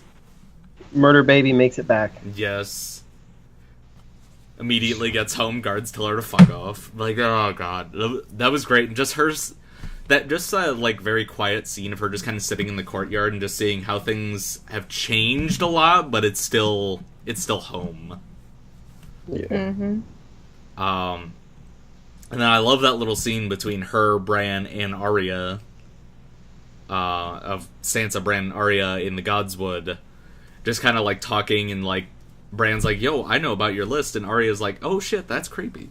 And then Bran's just like, "Yo, oh fuck, I forgot about the whole scene with Littlefinger giving him the dagger, and Bran just like calling his ass out, and Littlefinger's like, this does not compute." What? How do you know? How do you know that I said chaos is a ladder? What? But just that whole little scene of them in the forest, kind of, this kind of ties into something I think later in the season, why I don't really think that Arya and Sansa were entirely fighting, because they do something very interesting in that scene where they kind of start talking about Littlefinger a little bit, and they're like, "Yo, this is a little shady," and then it kind of cuts away after Bran gives Arya the knife, and we don't know if they talk about it anymore. Whereas they do that a couple times this season, especially in there's one scene in the last episode in particular I'll point out later. That was a really good scene. But what'd you guys think of that? That whole I think thing? you and I spoke about that, actually. Which we were part? going through a whole... You and I were talking about a lot of Arya and Sansa's interactions with one another, Yeah. pertaining to their issues with one another, and how... I remember you were saying how it's kind of turning you off to Arya, Yeah. because she just kind of was coming off as this loose cannon, and I was like, dude, there's a method to her madness. She's not coming here to cause problems. There's a reason. Yeah. She knows something that Sansa doesn't know, and that's why she's here, and that's why she's doing what she's doing. She's creating she's creating the image of discord in the house, and I just thought it was clever, and I think after a while, I mean, because Sansa is a slow learner. She's an incredibly She's slow like learner, Anakin. basically. But I feel like at a certain point she caught on. Like she's just Yeah. okay. Yeah. This goes back to what I was talking about first, the first episode, where I feel like Sansa was laying the foundation long before that final episode, and it's like Stark family powers unite. Mhm. But I agree with you. I feel like Arya came in, she knew that something was going on, that this dynamic was off. There's a lot of time in between that we don't see Arya and Sansa communicating with each other. We only see these little snippets. And I feel like there was a greater plot underworking there where Sansa and Arya knew what was going on and was setting Littlefinger up. Yeah. I think to me, honestly, I think the best part about it was in the beginning, you can clearly tell that Sansa didn't know what the fuck was going on. Yeah. And it was cool that when I feel like Arya knew that if I said this way to this girl, she would go tell Littlefinger, and that's how we get the ball rolling from there. Yeah. I think like thinking about that, I'm like, yo, Arya's like, she's basically a freaking genius. Like you can't outthink her. There's no way you can. And I feel like it's cool to see, like, when Sansa you start to see Sansa get on board with that, and then she starts like outthinking Littlefinger, and they're subtly playing off of each other, and Littlefinger thinks he's in control the whole time, and it's like, nah, bro, no. It's like we're starting to see this, and honestly, I think with what we're seeing from Sansa is that she will make a very good Wardeness of the North, along with Arya at her side being the Winter's Justice. I mean, it would be great to see those two ruling the North. Yeah. Yeah, definitely. I mean, it's worked for Dorne, where women in power in Dorne are usually a good thing, with the exception of the Sand Snakes. We're not going to get involved with them. But in the past, it's been talked about through Dorne's history that Dorne always did better under a princess than it did under a prince. Maybe it might be the same with the North, that they do better under a wardeness than a warden. I could see it. Same. But Down with that. Cody, would you like to take the reins on the next Oh part? my gosh. Which I think was most people's favorite scene this season, or favorite sequence, rather. I want to say something so bad. Say it, and I Lonnie. said it the minute I saw the field and the trail. I legitimately sat there and said, like, out loud, I was like, you'd be an idiot to beat the Dothraki on an open fild. On a dry, open field. So, yes, Field of Fire 2.0, we are seeing firsthand Khaleesi and the parallels that they're making to her conquest versus her long-gone ancestor, Aegon, the first of his name, Aegon the Conqueror, and what he did, which was basically decimate the armies of the Rock and the Reach, and wiped out the entire ruling family of the Reach at the time. So, and that's how Tyrells came in control of Highgarden, but completely decimating this army, showing, and she didn't have to use 3 of her dragons to do it. She only had to use 1, exactly, as well as her. And it was very poignant because it showed Jaime that there was no way to beat this army. Once she was at the head of her army, there's no way to stop it. There's no way to stop it. This was a steamroller that you cannot stop. And it was very great because we got to see the Dothraki in action, which was amazing. Some of the best horsemanship in film that I have seen in a very long time. They had to make special saddles just for these episodes. But seeing the acting from Emilia Clarke, because literally she was sitting on this giant green screen covered machine with everything around her green screen, and she's having to react to that as best she can. But it was just an amazing scene, and we get to see, and just hold on for a second, but the connection between Jaime and Bronn, can we talk about that for a minute? Because holy crap. Like, Tyrion and Bronn are two peas in a pod. Jaime and Bronn, on the other hand, even though they've had a pretty decent bromance from what we could see from past seasons, but it's nothing like Bronn and Tyrion. And we see that just the way that I look at it is that Bronn, he's like, I'm all about me, I'm all about the money, I'm all about the gold. If that's true, why did you save Jaime? Not just once, but twice. You could have let him drown. So I feel like there's a lot more good to Bronn, or I could be wrong, and he's like, I can't let the money die. This is how I'm going to get my castle. This is how I'm going to keep my gold. So it's not because I feel like I have to save you because that's me saving a life and doing a good deed. It's I have to save you because you're my bankroll. I get that. I think it's probably both, to be honest. It's probably a little bit of column A, a little bit of column B. All I want to know is, what in the hell was Jaime thinking? Really? He was thinking, like he says in the next episode, he was thinking he could end it all right there. No, he couldn't. He was going to die. But he knew that he was going to die. Yeah. There was no way that he was charging a dragon and surviving. And he knew that. He knew that going in. And I felt almost like that was his way. That was almost his way of being like, okay, if I die, then I don't have to face Cersei again. Yeah. Knowing that I was soundly defeated, hilariously defeated by this army. I mean, he was grossly outnumbered. Oh yeah. There was no way. Like the moment the Dothraki show up, it's basically a losing battle, no matter which side you're on. Like there's no way. Just the moment where they kind of close up on all the Lannister soldiers' faces, and they're all just like, "Oh, we're fucked."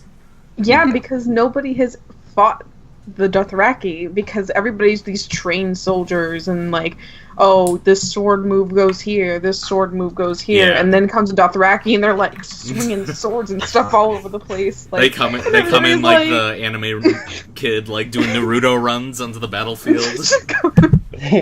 But yeah, they've never faced an Eastern army before. They've never faced guerrilla warfare before. It's very much like fast forward 100 years into the future, or a couple thousand years into the future if you're looking at history that way. But it's how the British reacted when they first started settling in the New World, and the Spanish when they started settling in the New World and having interactions with the Native Americans.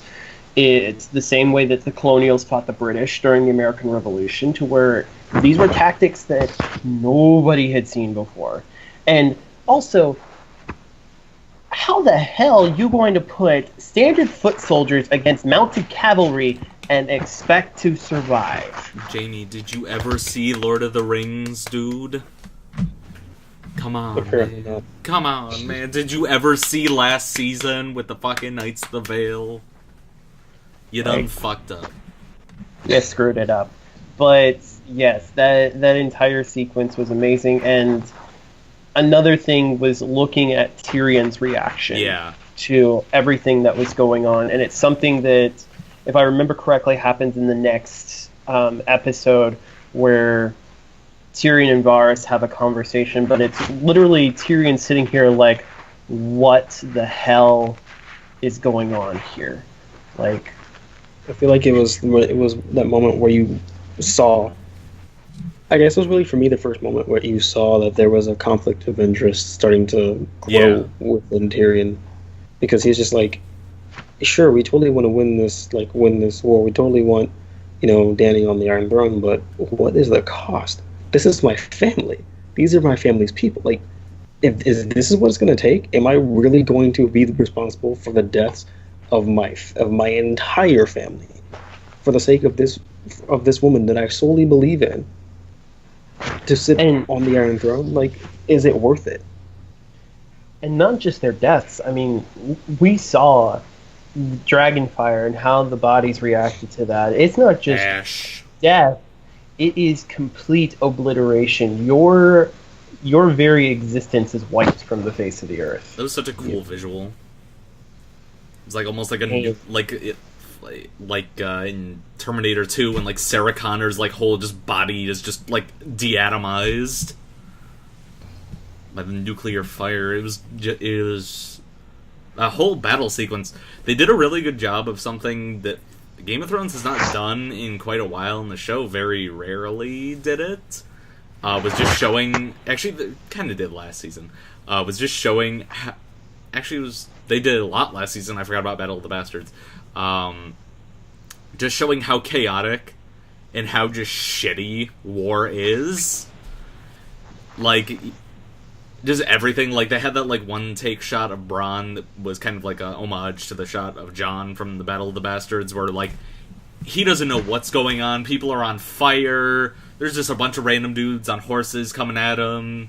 Like, everything is destroyed. He doesn't know what's going on. He just knows he's got to get to that ballista to shoot Drogon. Yep. It was so good. And Drogon just being like, "But I'm not like Rickon. I know how to zigzag." Kind of. I feel like he learned that this episode and then puts that into effect later, to an extent.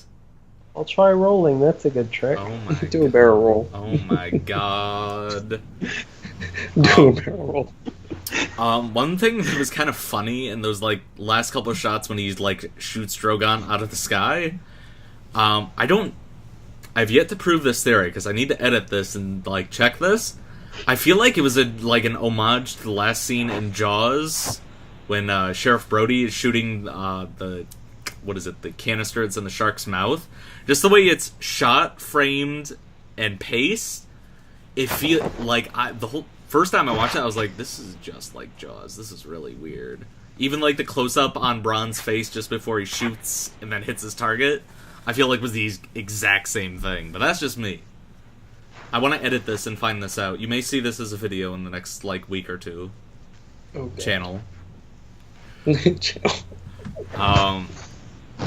But yeah, and then I guess that was really it for that episode, unless you guys had any more thoughts on it. I honestly didn't expect Jamie to come back up. Oh, yeah. Do you see how fucking far down it looked like he sunk? Looked like the beginning of Skyfall, the James Bond movie, where he's woohoo. He was in medieval armor. Oh, yeah. I'm surprised he actually was able to come back up. Fucking Braun, the Olympic swimmer. I was just waiting for Adele to start playing. I really was. Okay, I'm double checking this because I'm sure that's a video at this point. But if you all didn't have any other thoughts on that ep, we can get to the next episode, which I don't remember the fucking title of. Eastwatch. Wait, was Eastwatch. Wait, I thought Eastwatch was the Fellowship of the Wall one. Nope, that was Beyond the Wall. Oh, okay. But yeah, starts off with what is it? Daenerys burning Sam's dad and brother, being like, "Yo, if y'all don't like Neil." Well, it started out with Jamie and Braun coming back up and their dialogue, and then yes, it went into Randall and Dickon Tarly. The execution of the Tarly men by Daenerys. But yeah, that wow. I feel like it was great just to see like Tyrion's reaction to that, like, oh shit. Yeah, this is a bad move. By the way, yes, there is a Skyfall video with Jamie going under. I just put it in the chat. Keep talking.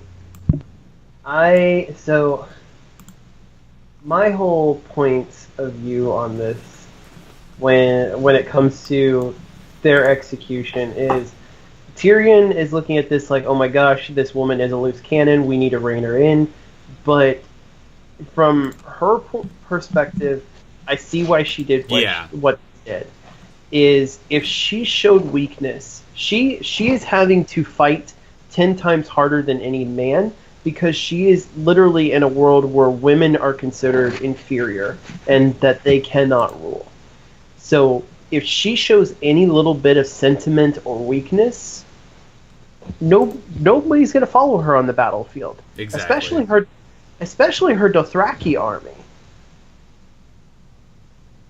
Definitely. So, like, yes, it sucks, it's terrible, and a lot of people will criticize her for the decisions that she makes, but unfortunately she's having to show strength in a world where this is what's expected. Like, a male heir would have been expected to imprison them and make them take the black. A female heir, they're like, no, you gotta kill him, otherwise you're showing a woman's sentimentality. And yeah, it sounds crappy, it sounds sexist, because it is. That's what this time was about. Exactly. Unfortunately. Like, so I'm thinking she's doing what she has to do, and she's doing it in phenomenal fashion. That's what the only issue I had with it was just thinking, okay, so what is the conflict going to be like when Sam reunites with Jon and them? Be like, oh, you killed my brother who was kind of cool, and my dad who was a total dick. I'm kind of fine with that one. I mean, to be fair, I think Sam would understand and be like, you know what, they are kind of buttholes, so I don't think he's gonna have that hard feelings over it, to be honest. He loved his brother, though. He loved his little brother. Yeah. That's the one that's going to be unfortunate, but at the same time, they made their choice, and that's going to probably be Jon saying that if she felt like it was necessary, then... Well, and see, that's what I'm wondering about, is once... Because he still hasn't found out that his father and brother are dead. I'm wanting to know what kind of conflict this is going to stir up between Sam and Daenerys and Jon. I feel like it's not going to be a lot, but I think that's definitely something that they set up this season that I think they're gonna pay off next season. Unfortunately. Yeah. But yeah, I think that's definitely something that's in the cards. Like you guys said, I don't think he'll probably have that hard feelings about his dad, but his brother, I'm sure he'll make more mention of that. I'm curious what his mom and sister's reaction would be, though. Yeah. Be interesting. But what else? Essentially, Go ahead. now there is no Warden of the South now. Yeah. South is wardenless. Except, might be someone who we may become Warden of the South coming up, which we'll get into that in a little bit. I'm getting a little ahead of myself. But then what? Daenerys goes back to Dragonstone and just, like, plops Drogon right in front of Jon. And he's just like, oh, wow, your puppy is really cute, man. I'm gonna pet it. Let me pet it. And then Daenerys is like, oh my god, he's good with kids, too. That scene was really good. It was interesting, kind of showing how Drogon would have reacted, or how a dragon would react to Jon, which I think we all, at this point, know how one of the dragons was going to react. I think it would have been kind of interesting and maybe a little funny, even though they didn't really go this route, if, like, when Jon and Dany immediately meet, conflict. Which they kind of did, but imagine if they turned that up to 11. Like, Dany burns Jon, and he comes out fine.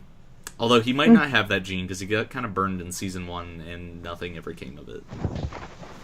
True. But yeah, that was a good scene, and then... What did you guys think of that? Oh god, Ralphie. But yeah, what did you guys think of that scene? I don't know. I love that scene. It was It's good. the epitome of, like, this is wonderful. This guy legitimately just came here, and now he's best friends with my dog, and my dog likes him more than me. My dog. God. Well, So, I see it as it sets up even more and more to something that we find out in the very final episode that about Jon's lineage, and that, you know, the dragons know. The dragons can sense blood. The dragons know. And it's the same thing with, you know, most of the animals that we deal with today, is that they understand a person's nature. Yeah. Without, you know, so, and that's, Drogon is reacting to, he knows Jon. He knows something about Jon that all the rest of them does not. And I guarantee you that Rhaegal and Viserion would probably act the same way towards Jon. Exactly. So it makes me think that they're setting up that we're going to have 2 dragon riders very soon. So yeah, I can't wait for that scene in the next season where she's just like, "Yo, you see that one over there? Go pet him. Go climb on the back. Pet him. We'll see. Bow first. Bow. God, it's like a hippogriff. Or Jon mounts a second dragon. Oh my god, boy. Mm-hmm. But right after that, after that scene between them, who comes back but Lord Friendzone? And Jon is just sitting in the background the whole time when he's, like, talking and, like, kissing Dany's hand, like... Keep it up. Just like... He's just staring daggers at him. Though he does have the one line where he's like, yo, I knew your dad. He's pretty cool. Yeah, I hope you're cool. Oh, man.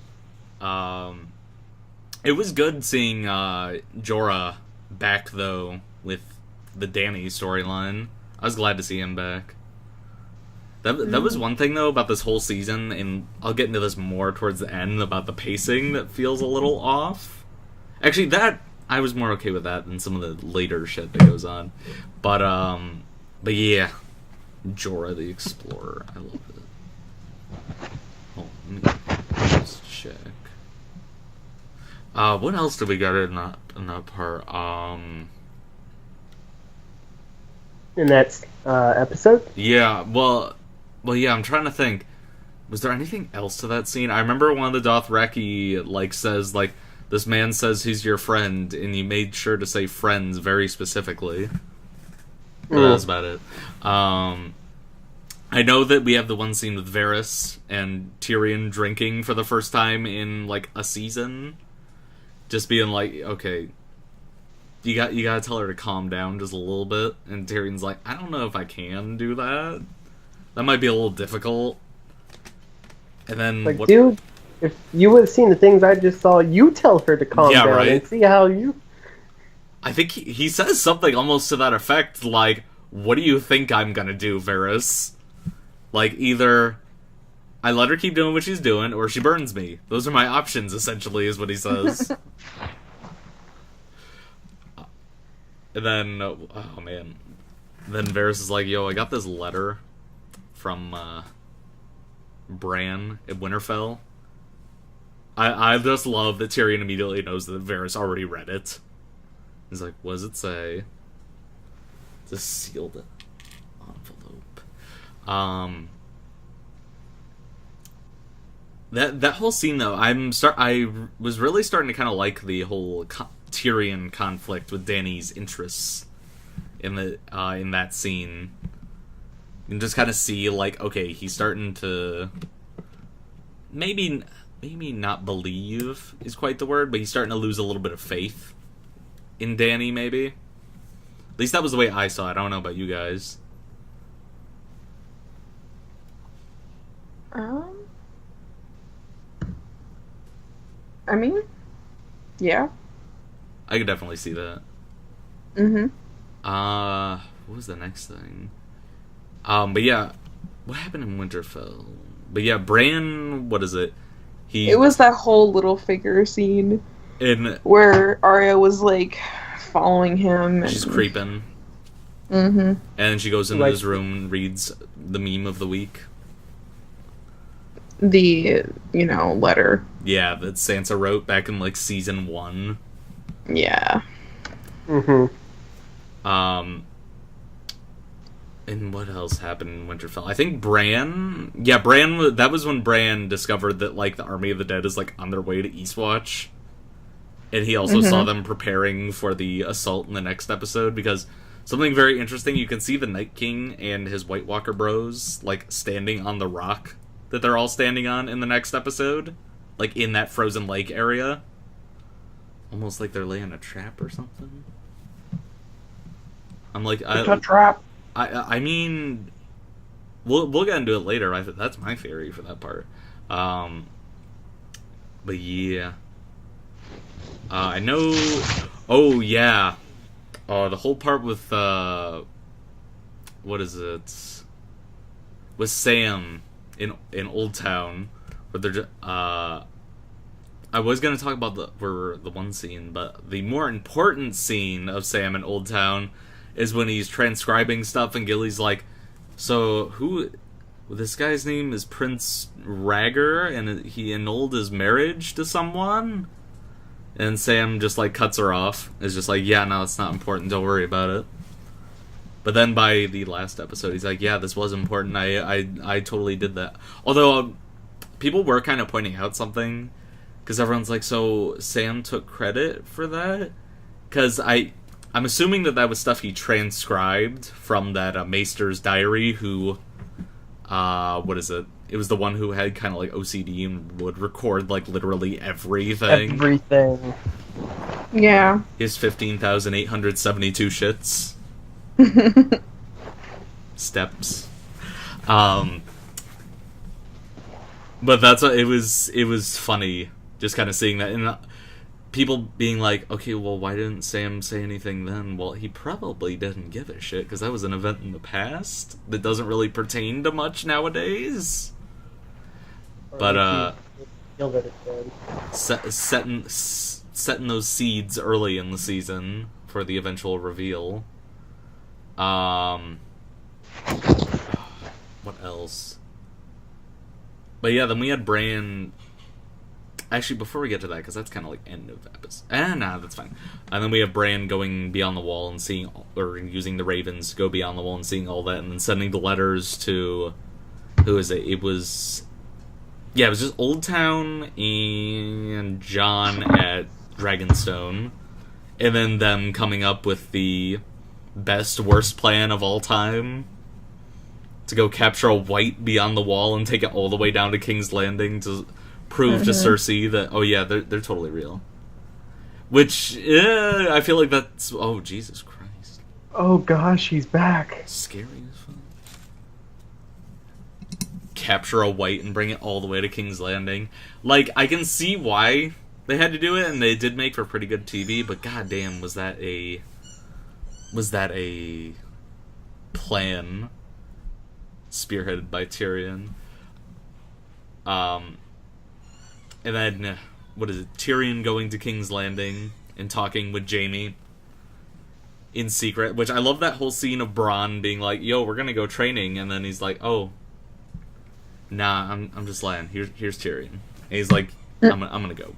You guys talk about your bullshit by yourselves. I'm gonna go, like, piss on a dragon skull or something. But then we had the slightly more important part of that King's Landing expedition. Our return of our sweet rowing boy, Gendry. He's been rowing all this time.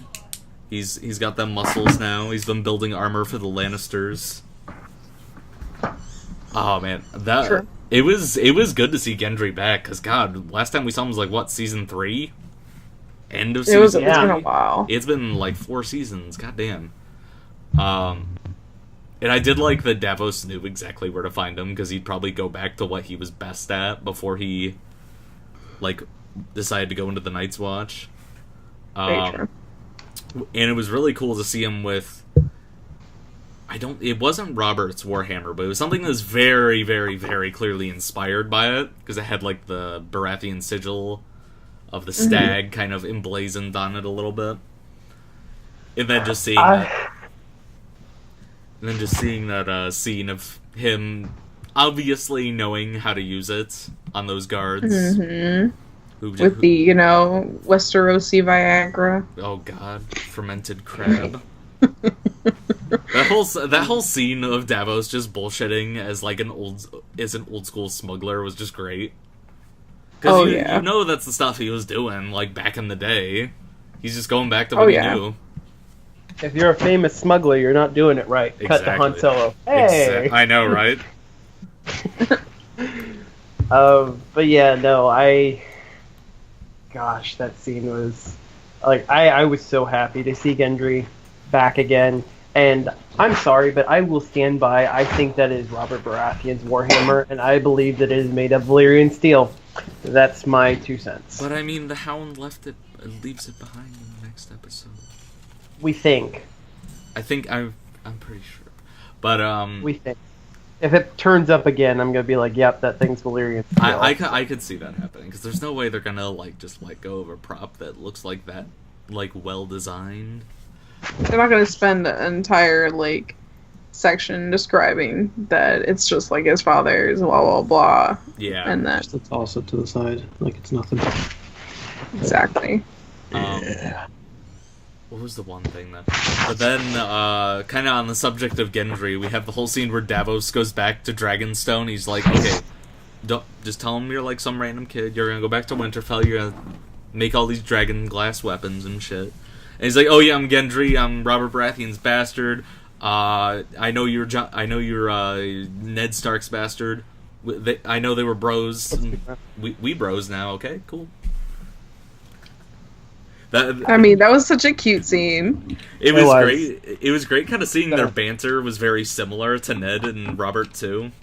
Just kind of like you're a lot leaner than him. Well, I mean, you're a lot shorter than your dad. And they just kind of laugh about it. That was great. It's exactly like Robert and Ned were. However, I have to say my favorite part was basically Davos like, okay, you ready to go? Yeah, I'm ready to go. I've been waiting forever to go. Right? I've just been waiting for you to come after me. And then he sees the boat and he's just like, Not again. not this again. Oh no, not again. How'd you think Row, you were row, getting row your boat. Oh my god. It's good having Gendry back. It is. And then what? They head off the east. Actually, no. We have the one scene just before that where they're about to leave. And what was it? Danny's like, John's like, oh, I guess you don't have to deal with the King of the North anymore. And then Danny was just like, I'm Not so bad. He's not so bad. That's just kind of a nice little way to set that up. And then they head off to Eastwatch and start the Fellowship of the Wall, Fellowship of the White, Fellowship of the Suicide Squad badass team. Straight out of Eastwatch. God. There you go. I like how Tormund, even Tormund is like calling bullshit on this whole plan though, so we gotta prove this to the one who has dragons or the one who fucks her sister. Or who fucks her brother. God. Where? Oh, here it is. Yeah. Straight out of Eastwatch. The Hound, Tormund, Mick Jorah, Dr. Red Priest, Gendry B, Jon Snow Cube, and DJ Dundarian. Jon Snow Cube. Jon Snow Cube. I love it. That's great. No. God.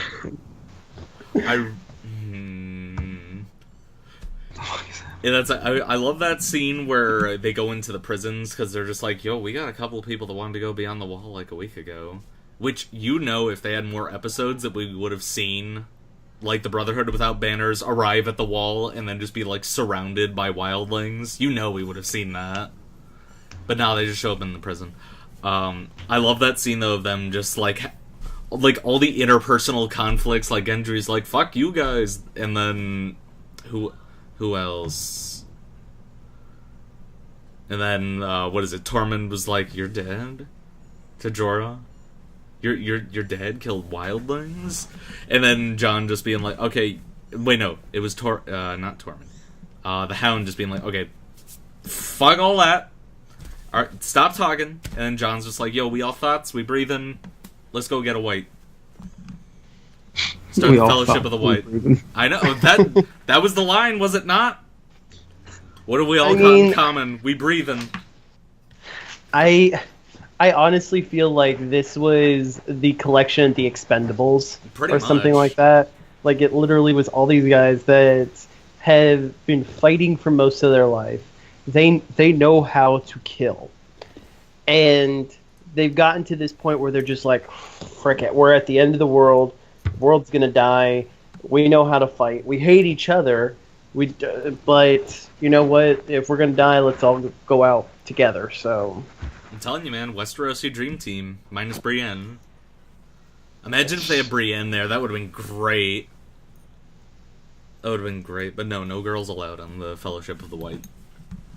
And then we get to our penultimate episode of Beyond the Wall, which, oh my god, what an episode that leaked. Like, actually, I think Spoils of War leaked, and then also Beyond the Wall leaked, and I watched it like a week before, and it was awesome. And so did Ralphie, don't lie. But that episode... Wait, what? No. I didn't say anything. Nothing happened. Anyway, continue. he was a traitor. He watched leaked footage. Which episode was it? 6? Beyond You the watched Wall. it before we watched it? Traitor. Yeah. You guys are terrible! Oh my god, you are the worst people to watch shows with. Like, I'm gonna say this as a termite. Don't watch shows with these people, because they will literally spoil it for themselves, get angry, and then be all ha-ha he in the corner because they're the three-eyed raven suddenly, and be bags about it. Don't include me in this. I I was not involved in this. Except for saved Cody. myself. I'm talking about these two. These little Oh my god. Say it. Go ahead. Say it. Was You so, won't. it was No, so you great guys are sending all the so memes terrible. to each other. All this season, we've been like, yo, don't look at spoilers so we can have genuine, like, reactions to this stuff. And then here comes Ryan, Mr. Steal Your Spoilers. And then just out of the corner talking to Ralphie, like, oh, haha, hee hee, here's all the information you need to know. And then Ralphie's just like, not like, nah, fam, I don't need to know. He's just like, tell me more. You mean just tell me more. I was pure. I saved myself for Sunday. I watched no spoilers. I appreciate you, because you know how to watch things. Because this one over here with the PlayStation hat watches things without people, and then this one over here likes to spoil things for himself. So you know what? No. Oh man, this would make for a great highlight. Can't stand you guys. That flaming sword lightsaber though. Like, I was okay with that until I realized that's. Are we even on that episode? Are we on Beyond the Wall now? Yeah, we finished up with Eastwatch. Okay. My biggest thing is that literally they started those things with their own blood. They cut their own hand to start.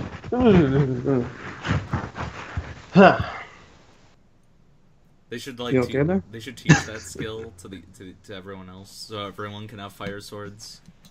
Give me the heebie-dibba-jeebies. That'd be great. I mean, that explains why Thoros dies. Like, his hands bleeding. Man was just mauled by a zombie polar bear. He's not having a good day. Nope. Oh man, but all the stuff beyond the wall, like all the character stuff in this episode was really good, minus the Winterfell stuff. But that's just my opinion. Like, just seeing everybody in the Fellowship of the Wall just kind of bullshitting with each other, like Tormund and the Hound. That was one of the best character interactions of all time. Of course. Oh my god, that was so good. Oh my gosh. So you want to suck my dick? Is that it? And then Tormund just talking about the monster babies he wants to make with Brienne, and the Hound just being like, "Okay, yeah, wait, Brienne." Or Gendry asking Tormund how he stays warm up here. He's like, "Well, we fight, we run, or we do the D." Mm-hmm.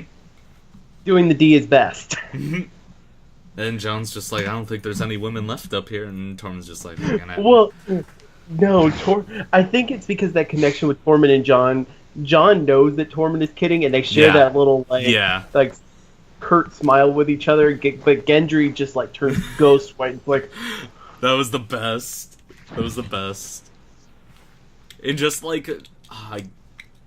this whole episode. I mean, I already liked Beric Dondarrion a lot, but this whole episode was like, oh my god, Beric is so cool. Just that interaction he had with Jon, and just all of his motherfuckers, the Obi-Wan Kenobi essentially at this point, just giving advice. He's probably gonna burst into he's probably gonna get hit by the Night King and burst into flames, or all of his clothes are gonna fall off or something like that.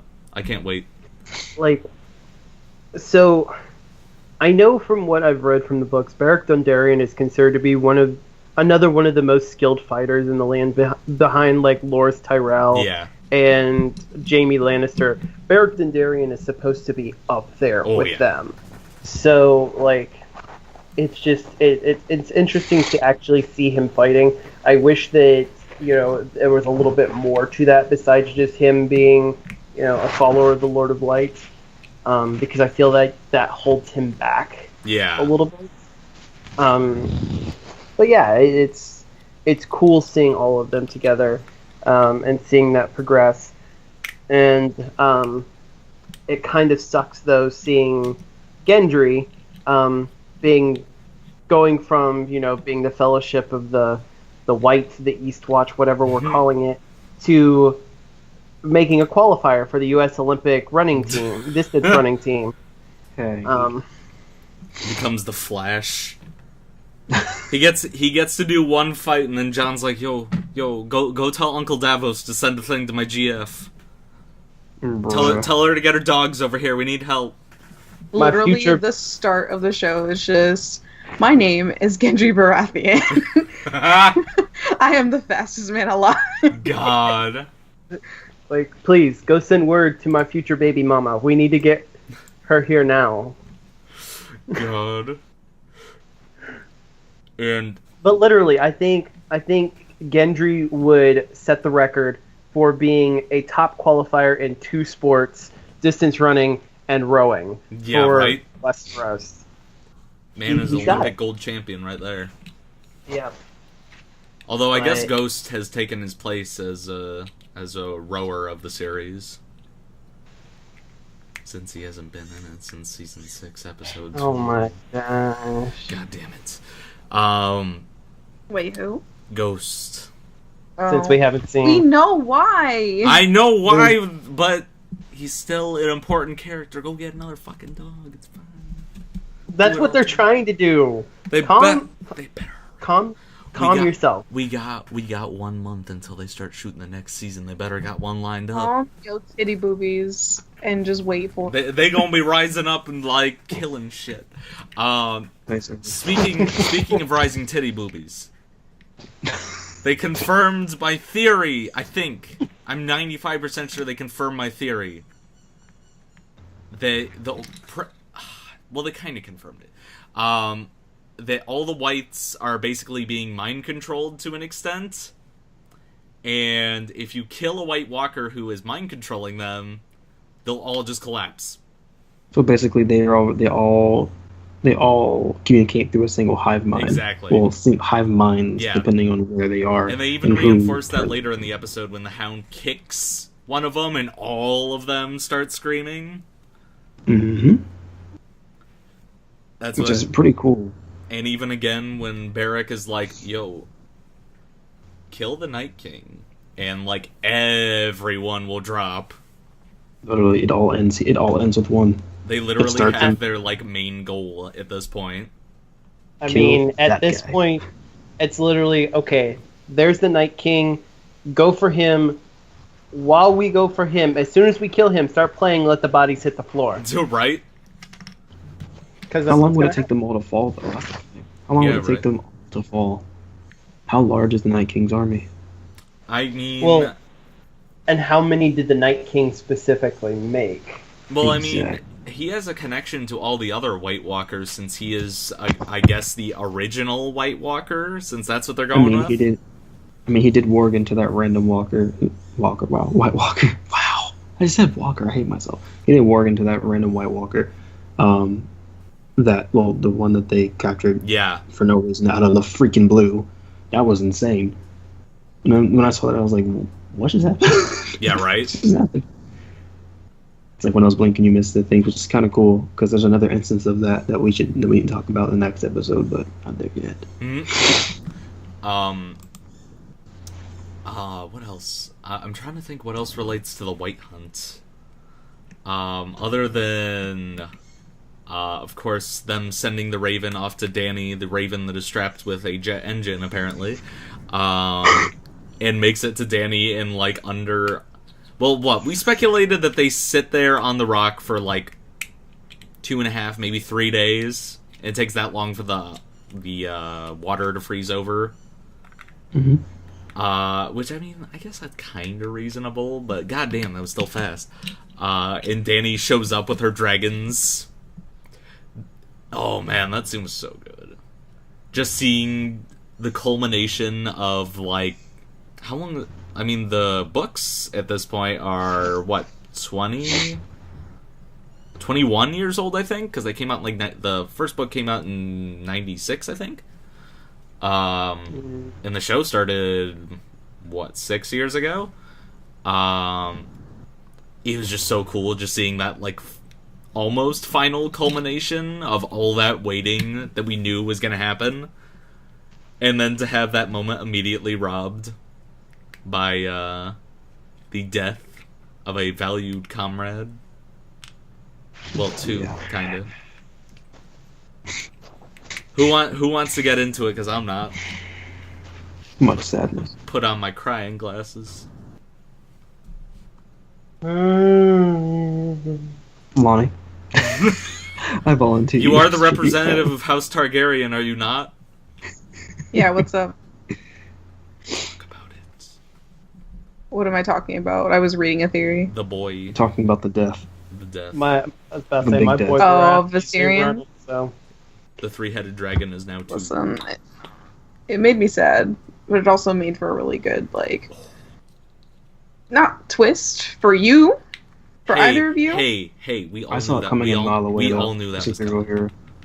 Yeah, I didn't. So, you know, Boy, you shared a poster last I year heard that had something- that image on it. no, I was of the mind that he had one already, like that. I could see that. That the Night King already had an ice dragon, because I don't know, dragons were a thing, and he could have had one. In George, So that was my whole thought about and it. George R.R. Martin wrote a book like 30 years ago, literally called The Ice Dragon. Even though So, be real about it, Viserys not the Mouse Dragon, but we'll talk about that later. oh my god. He's not. He's not. Yes, He's we not. understand that the oxygen makes the fire a different color. Look, it's legit. It's all a mix of like physics, biology, and biochemistry. Like it's an amazing. It's once you think about it, it's actually quite an amazing detail. Yes, he's dead, and he lets basically a hot air balloon of everything inside of his body. basically. You see this? We get it. You see this? This is me dead because of what Ralphie just did. Oh my god. He decided to go into science. I mean, there is science behind serious it. Science behind it, though, and it makes perfect But sense considering. it's also mysticism too. That's it, Like correct. that's basically what this show is about: science and mysticism, like going head to head. But then again, he could also be an ice fire dragon. Like you don't know. I was gonna do the Thor quote. What you people call science, what you people call magic, we call science. I come from someplace where they're one and the same. Thor. But I don't know. I really like. It was sad and stuff, and I love Viserion and whatnot.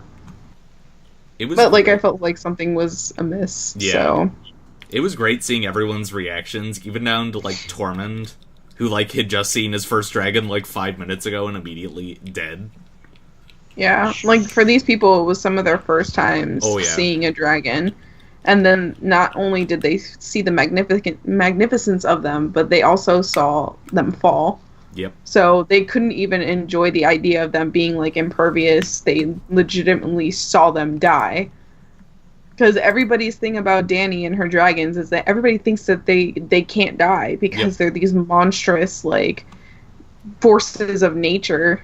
And then when you see one die, you're just like, ooh.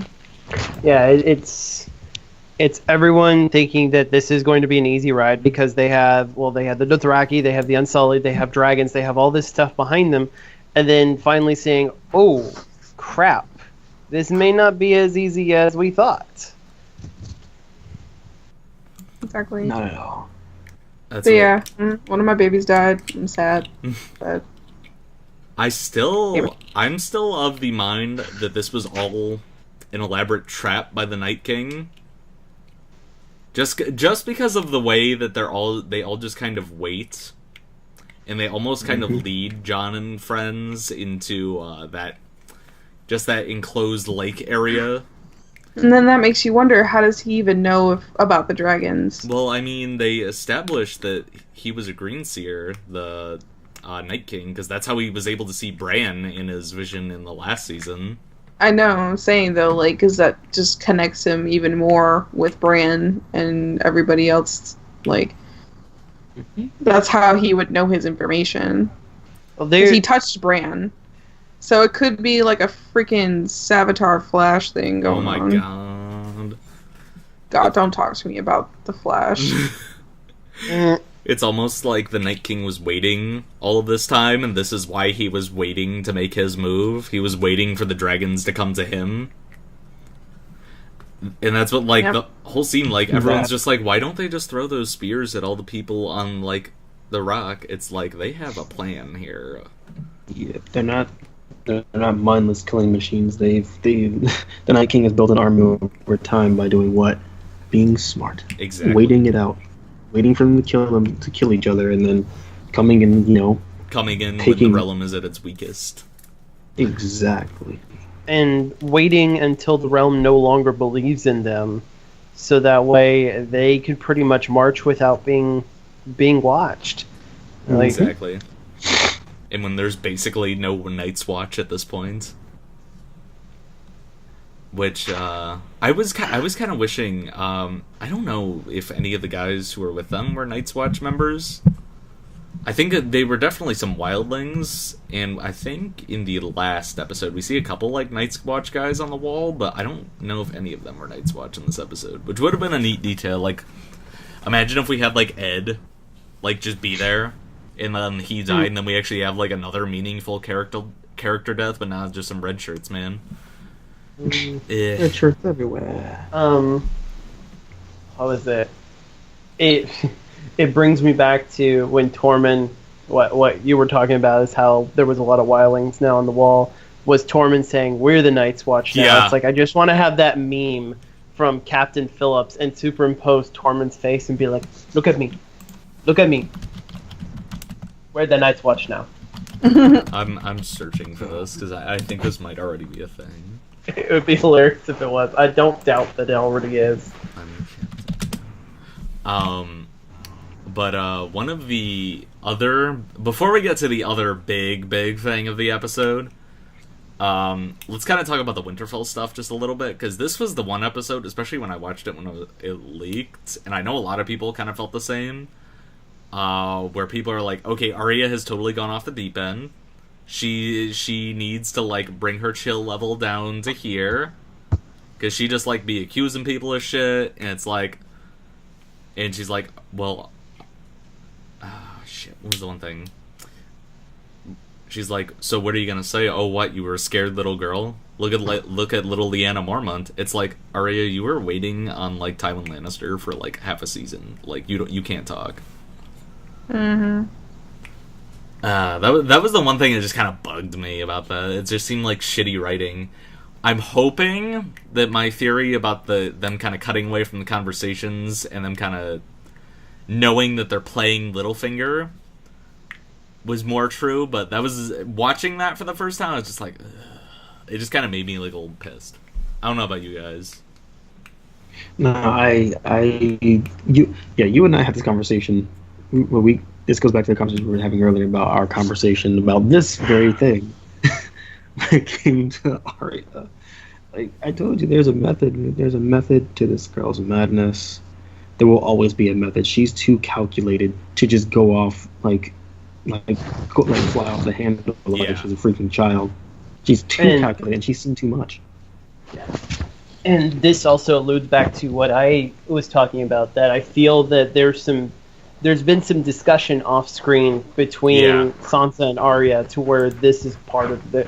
They know what's going on, and they're both in the act together now, where they are playing Littlefinger like a drum. It's they know Littlefinger is just there with a cup to the door, just listening in.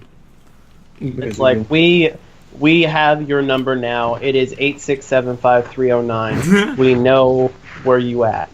So yeah, I agree with you very much on that, Ralphie. It was kind of funny though, just seeing Sansa just going into a room and just being like, "Oh my god, Arya's a really good makeup artist. Look at all these masks." It was kind of funny just seeing that, because it's this is... I feel like this has been Sansa's first real interaction with magic, other than obviously meeting Jon, who was resurrected. That's what it's gonna be interesting seeing their reaction to dragons and shit, Winterfell, and of course White Walkers.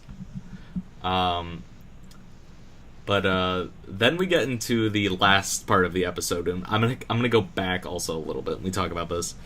Before you go there, I had something real quick. Which is when you were saying that Arya was getting really good with makeup design and everything, is so basically once all of this is mulled over, I have a feeling Arya is going to create a new show for Westeros. Oh, it's going to be God.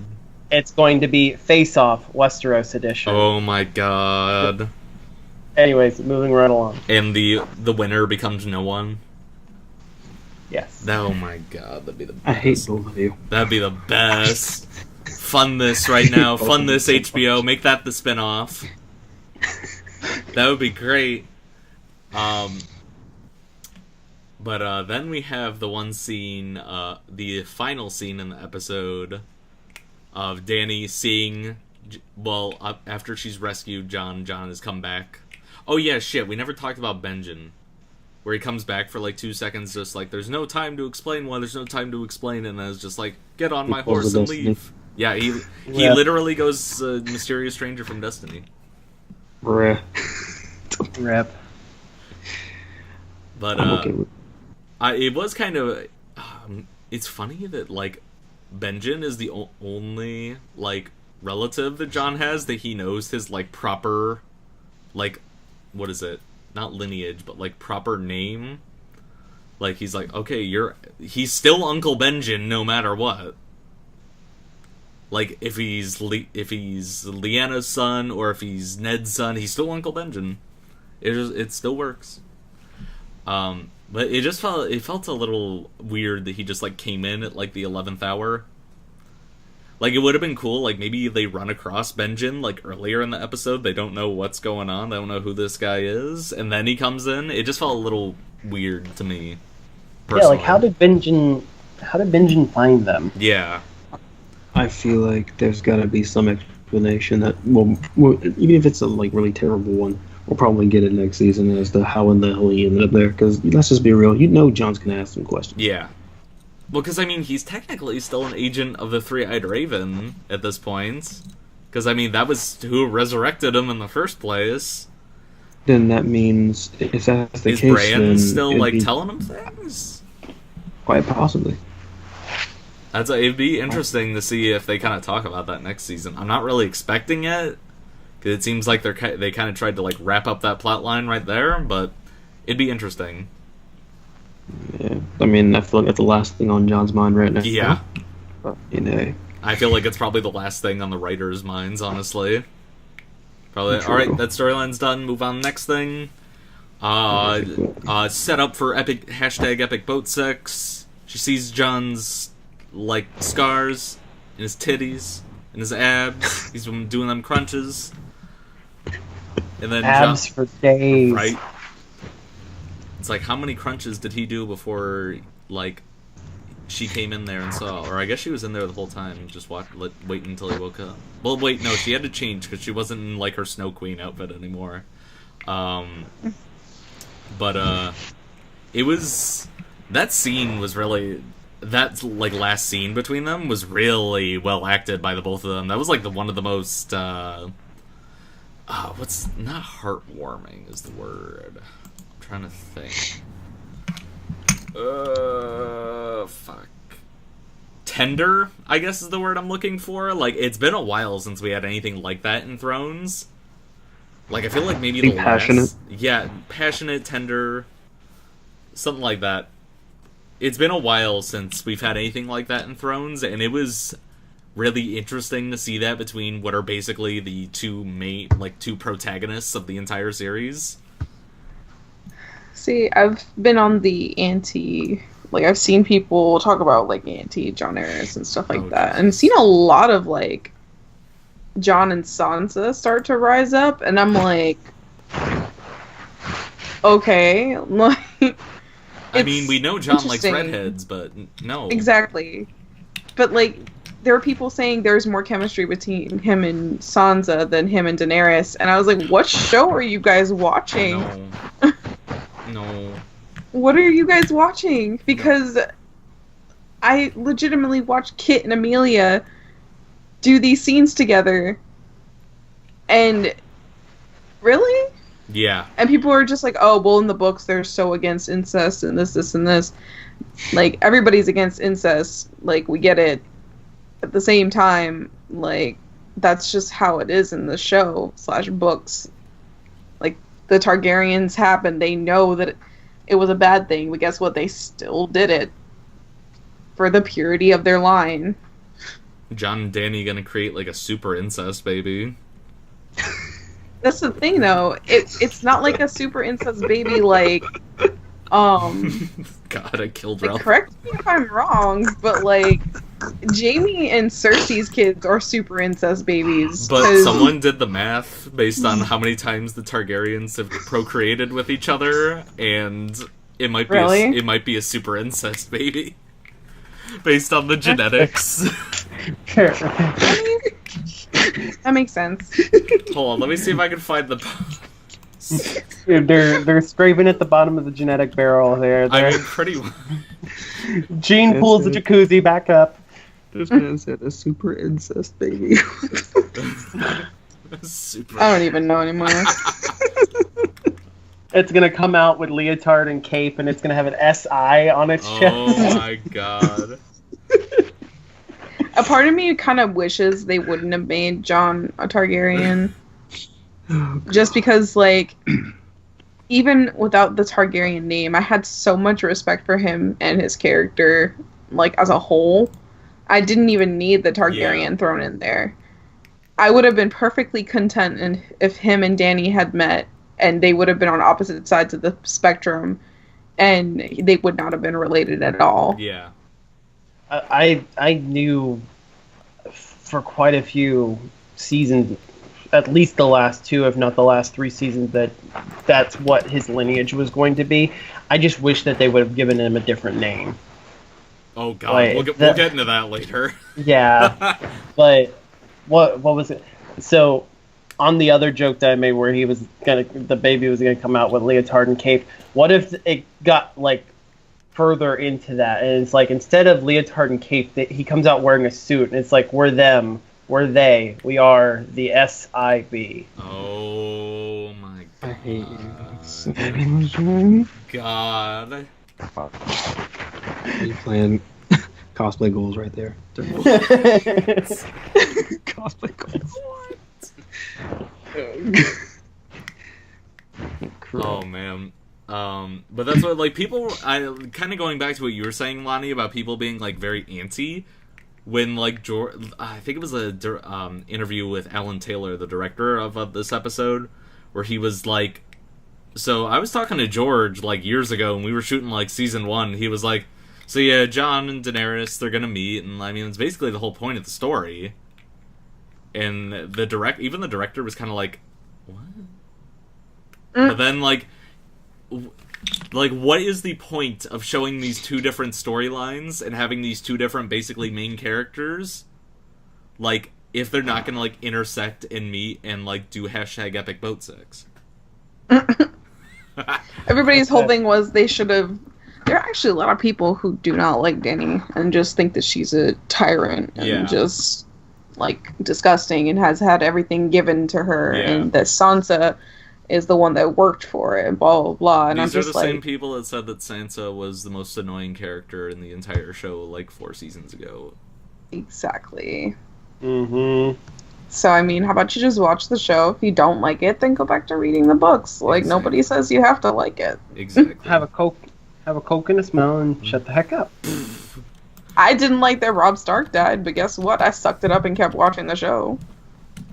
You Rob's- sucked it up. What? God. Not where I was going, Ryan, but okay. I did not hear any of that. Good. This is what I deal with. Oh What crap. God. Hold on, I'm reading incest math here. Oh gosh. Jesus Christ. Incest. Someone said that apparently they share more DNA than aunt and nephew, and more akin to like brother and sister at this point. God. So basically what you're saying is Super incest, baby. they're on the same level of Jaime and Cersei. Cool. Incest is a ladder. God. Someone said that's gonna be the new Targaryen fucking name. Incest is a ladder. But go. I don't know how. God. So I'm seeing a lot of new Targaryen branding, and it's showing the Targaryen sigil, but one of the dragon heads is now blue, I where like the it. others Oh, wow. are still red. Oh See, my I don't know if you can see that, but God. I like it. That's actually Ooh. really cool. But anyways, getting into the final episode of the season, episode 7, the longest episode of the season too, where we finally get the Dragon Pit meeting, the largest meeting of named characters in the show ever, since probably, when Robert Baratheon gets to Winterfell in the first season. Mm-hmm. And just seeing all those character interactions, like the Hound and Brienne meeting up again, Pod and Tyrion meeting up after so long. Who else? I know there was like a couple others. Why am I going back to? There was like a bunch that like they didn't really like talk about a lot. Like, it would have been really interesting to see. Oh, god damn it, I lost my train of thought. Somebody else take the wheel. Jesus has lost it. what? Jesus has lost the wheel. That whole statement just threw me off. I know. That's why I'm just like, where, huh? Where do you go from there? Where do you go from there? So we're just getting into the beginning of the episode, correct? Yes. And we're talking about how you have this big meeting of all the named characters. You see, what I think is hilarious is the dialogue between, first of all, Podrick and Bronn and Tyrion, who are meeting again for the first time in several seasons. Especially when they thought that they never were going to see each other again, let alone see each other on opposite sides. You have Brienne and the Hound talking again, and Brienne's just like, I thought I killed you. Hound is like, yeah, I almost did. And then this moment that they share where they're sitting there talking about Arya, which was a common cause between the two, and just like the Hound, when he finds out that Arya is able to take care of herself and is this little murder child now, he's just like, that's my girl. They just smile because of their adopted murder child. Yep. Yeah. So we doing this co-parenting thing or what? Brienne's just like, where's my child support, damn it. God. I need this hoodie. Anyways, sorry, got off my own train of thought. But yeah, so, and then you have all these characters meeting together, and Cersei trying to show her strength, and then Dany one-ups her. Dany being extra. God. Like, you're late. Yeah, and that was actually one of my favorite memes from the episode. Is like Euron's like, holy shit. Jaime's like, holy shit. Cersei's like, you're late. Never trust Dany to deliver a pizza. She always gonna be late. One other thing that was great about that scene, before we get into the actual point of that scene, was, well, of course the main point of that scene was the Clegane Bowl weigh-in. You always knew who was gonna kill you. God. Good lord. You're even fucking uglier than I am now. God, that was so great. But then, what is it? The Hound just comes out with, like, a giant box that he just has on, like, a backpack. And, oh yeah, my favorite meme from that was, freshmen coming to school on the first day. I mean, they're not fun. But, yeah, him coming out with the box that has the white in it, and then him just, like, kind of opening it, and Cersei just kind of looking there like, okay, this is a bunch of fucking bullshit. And then he's just, like, pushes it over, and then the white immediately makes a beeline for Cersei. Which, I just realized, that was actually some characters' first time seeing a white, like, Davos, Pod, Brienne, Jaime, Cersei, obviously, Tyrion, who else? Theon. That was, like, most people's, other than, like, the team that went beyond the wall. And that's why I kind of wish we would have gotten a little more, like, dialogue about that. But I guess it's fine. But yeah, then them all being like, okay, we'll work together, and then Jon's just like, I kneel to Dany now, it's cool. And Cersei's like, okay, I'm getting the fuck out, bye. It's like, no, see you. I loved Tyrion just kind of summing up the whole situation. Basically, we're fucked. Good job, Jon. Although Jon did kind of have a point. I mean, he's like, I can't be like lying and saying like, oh yeah, I'm totally gonna remain neutral even though I already sent I bent the knee. Like, I'm gonna stay true to my word. Like, he's kind of got a point, but yeah, his timing could be better. It could be a little better. It stands to say that Jon is very true to himself and his beliefs, but at the same time, I totally agree with Tyrion. Couldn't he have just lied for the sake of making sure this whole thing went over well? Yeah. Really? I I said my piece about it earlier, but like, as much as I think that would have benefited, I also think it could have really hurt like their alliance. Because I don't think so. This show is always about keeping secrets and like lying to people and all this other stuff. And Jon is just like, I'm not having it. This is what is happening. If you're not happy about it, then oh well, but I'm not going to sit here and lie to you and tell you that I'm going to serve you or that I'm going to pledge myself to you when I can't. I have already done what I've done, and this is my decision. Of course, from a tactical standard, like, that's stupid. But in the person that Jon is, he can't do it. And that's his Ned coming out. Yeah. And I can appreciate that. It also sets him up as, because of something that gets revealed later in the episode, that it's distinguishing him as completely different from everyone else in his line. Yeah. This is something that everyone else in his line is... It's just not something that they do. It's not part of who they are. But this is part of who Jon is. This is what makes Jon Jon, and could see the complete revitalization of this family line. Exactly. Mm-hmm. But that's what the next scene where Tyrion goes into Cersei's office, which it was interesting actually seeing Tyrion back in King's Landing after since the end of season 4. It was interesting kind of seeing this new Tyrion be back in that environment. But that whole scene, it was cool. It was really neat to kind of see, because Tyrion's kind of talked a little bit about it, and Dany has kind of almost called him out on it. Not almost, she did call him out on it earlier in the season, of like trying to benefit his family.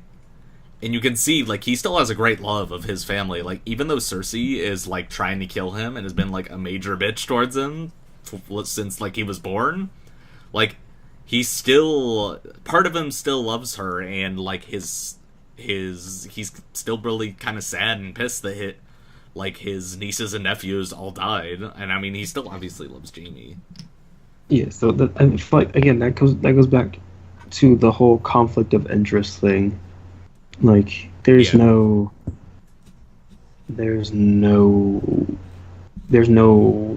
way to even think that that's not a thing when it comes to Tyrion anymore, because it showed.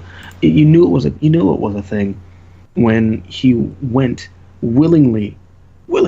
I think it was a great tactical move, yes, but he willingly went into the lion's den. Yep. Alone. The literal lion's den. Alone. Like, no. Like, in the end, I feel like it's gonna get him killed. Yep. It's gonna get him. I could definitely see that. Yeah. But this also goes back to what I was saying about how much of a tactical mastermind Cersei Lannister is that the only reason that he made it into the lion's den and out alive is because she allowed it. Yep. Is because this was playing right to her plan of, I am going to pull the wool over these guys' eyes. In order for me to do it, from this point, get Tyrion involved. Yeah. Because she knew that she could strategize circles around Tyrion. I feel like at this point in time, she couldn't, even if she wanted to. But I will say this. I feel like the whole point of the interactions with Cersei, for the last episode of the season, was to show that she's not in control anymore. No matter how hard she lies her face off, she has no control over anything that's happening, no power whatsoever. Yeah. Everyone sees through her, and she knows it. The fear has made her weak, and now she knows, and now she understands how weak she is. She's literally fighting. At this point, she's fighting to make herself feel relevant. Because I don't care what anyone says. The moment Dany showed up on Drogon, the look on her face, the quick look on her face of, fuck. Like, at that point, she knew there was no hope. None. And then she tried to rationalize, oh, she has 3 dragons, why did she only bring 2? Yeah. Something must have happened. It's like, you're trying to make yourself feel better. You're trying to make yourself feel like you can still gain the upper hand. Cersei, you can't. Daenerys will outlive you in so many different ways. Her reign will outlive you. At this point, you're just another piece on the table. And go ahead, Cody. But to counter that, Cersei is not a sane woman. No. I don't feel that is what's going through her head. I feel what's going through her head is that that she feels threatened, but she feels threatened in a way that I must maintain the power that I have. The way that I do that is by doing what I know best, which is strategizing and playing people against each other. And that was what I was talking about when we discussed this back right after we watched the episode, is the whole thing with her telling Jaime that she was pregnant, and she wanted to make sure that Tyrion saw it as well, was because she knew that the only way that Tyrion was going to sympathize with her is if she played him like a harp. Yeah. And she did it perfectly. But I also feel that she's not pregnant, that this is something that she wants in her mind to believe that she is. But it's her insanity because of her obsession with this prophecy that was given to her by this witch when she was younger. If one thing is wrong about it, then the whole thing can't be true. Yes, but she has literally caused it because of her obsession with it, because of her insanity with it. She has caused this to become a self-fulfilling prophecy. That she literally, because of the way that she has treated Tyrion, because of the way that she has treated Jaime, because of the way that she has tried to manipulate things, she caused the very death of her own children. Yep. But she doesn't see it. She sees as everyone else has caused this. She sees everyone else as the problem, not her. That is the root of her insanity. And I just don't think that the way that you're looking at it is definitely from the standpoint of a sane person, is that I don't have power anymore. I'm grasping to a sinking ship.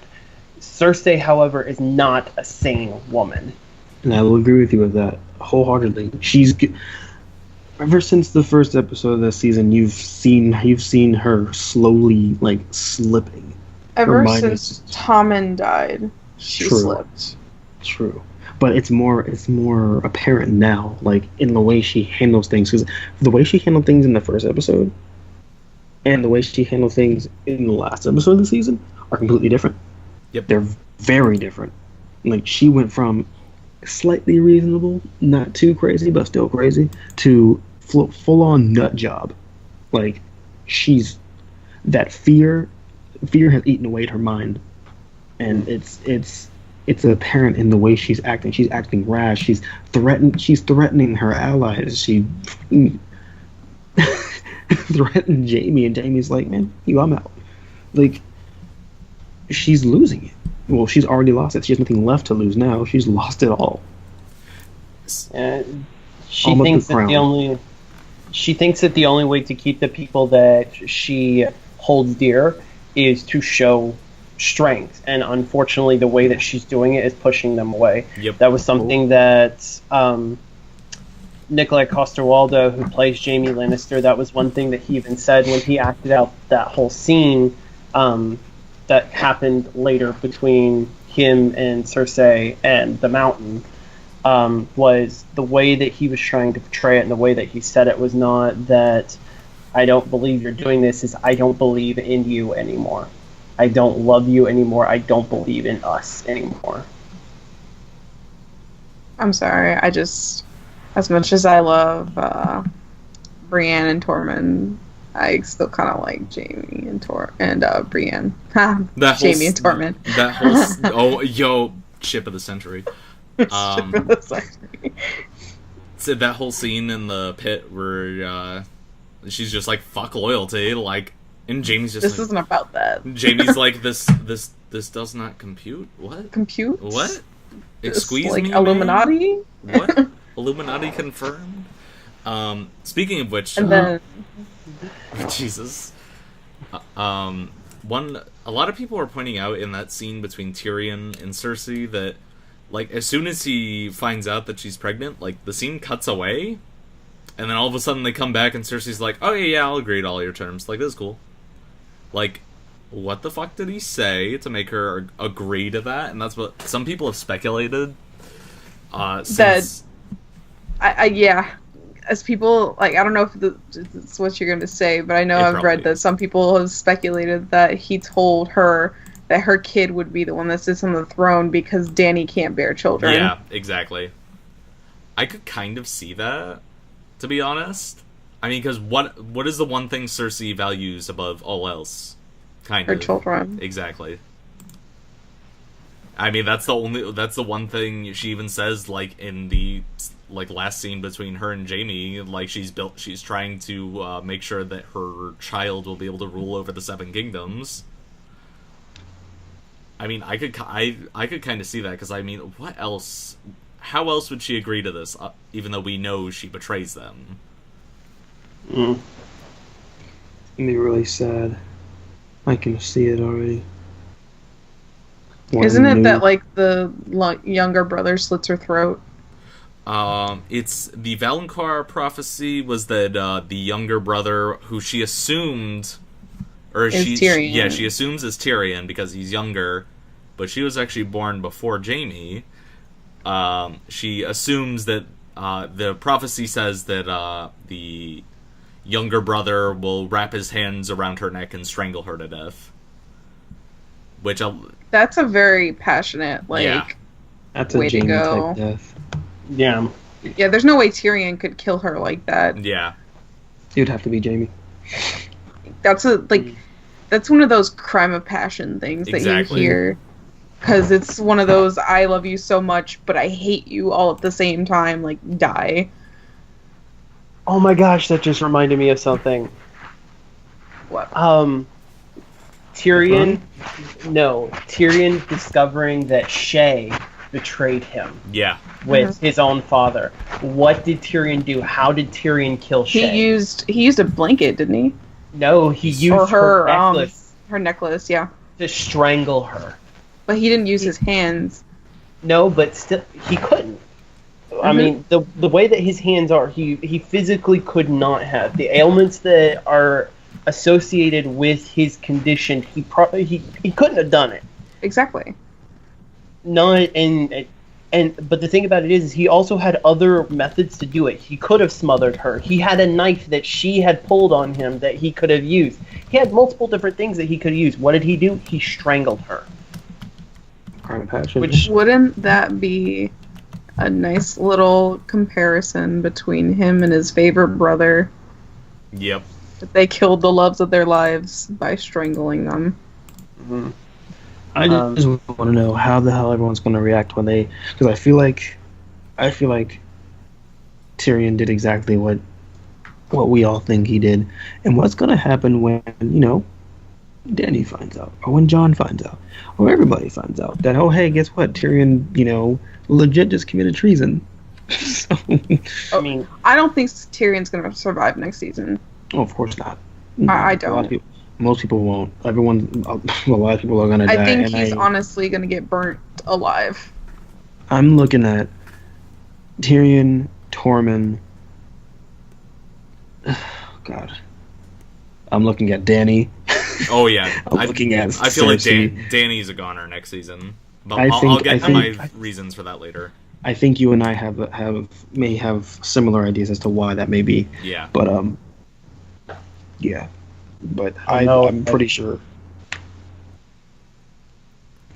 I Go ahead, Cody. I'm just looking. no, I don't know if I have entire. The only other thought that I wanted to add to that is that I don't believe. I said this before. I don't believe that Cersei is pregnant. I believe that something else is going on. That she is a very insane woman, but there's also something else that is driving this length of insanity. And I feel that either A, she is sick with cancer, or B, she's hitting menopause. I could see that. And that's what she has mistaken as she's pregnant. That's what the only thing that makes me maybe not think that is that this season, her last scene in the season was supposed to be her waking up and discovering that she's covered in a pool of blood, Yeah. implying that she miscarried, and I think that might actually be they might have saved that and might put that in next season. We'll see. Which honestly might work for next season, to be honest. It might be like a cold open or something for the next season.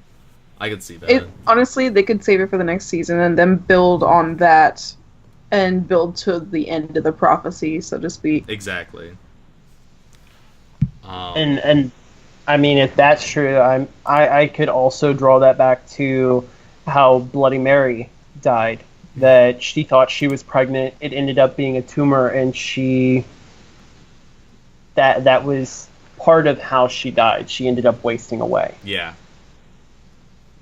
But yeah, because Bloody Mary was absolutely insane, almost to the point of exactly how Cersei is going insane right now. Yeah, I could see that. That would actually be a really interesting kind of, like, historical folklore, like, inspiration for Cersei, too. I could actually kind of see George kind of going that route, to be honest. I could see that. That'd be cool.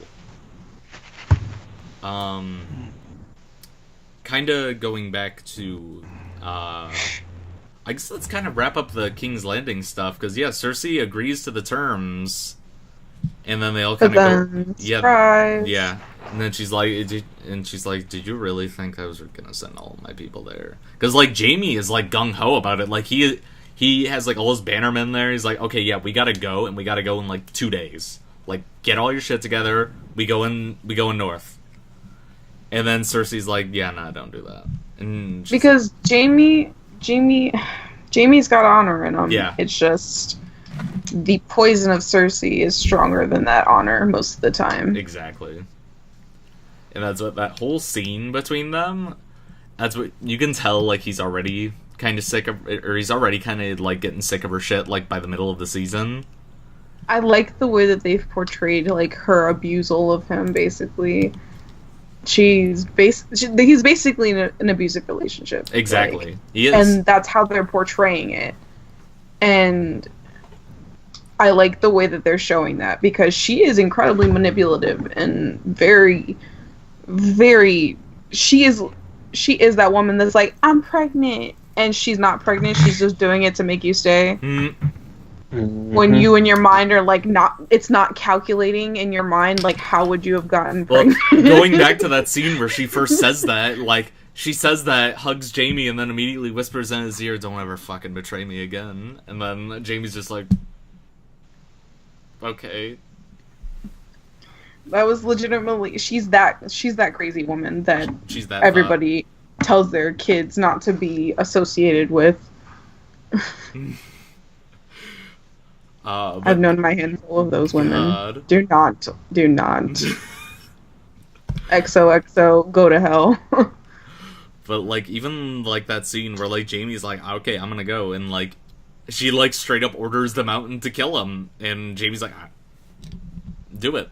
And, like, for real. He, like, it's funny, the way that, he portrays that, like, right after she gives the order and the mountain, like, pulls the sword, you can just kind of see, like, a bit of sadness hits his face, because he's like, I didn't actually think she'd do it. And she did. Alright, fuck this, I'm out. I'm like, goodbye.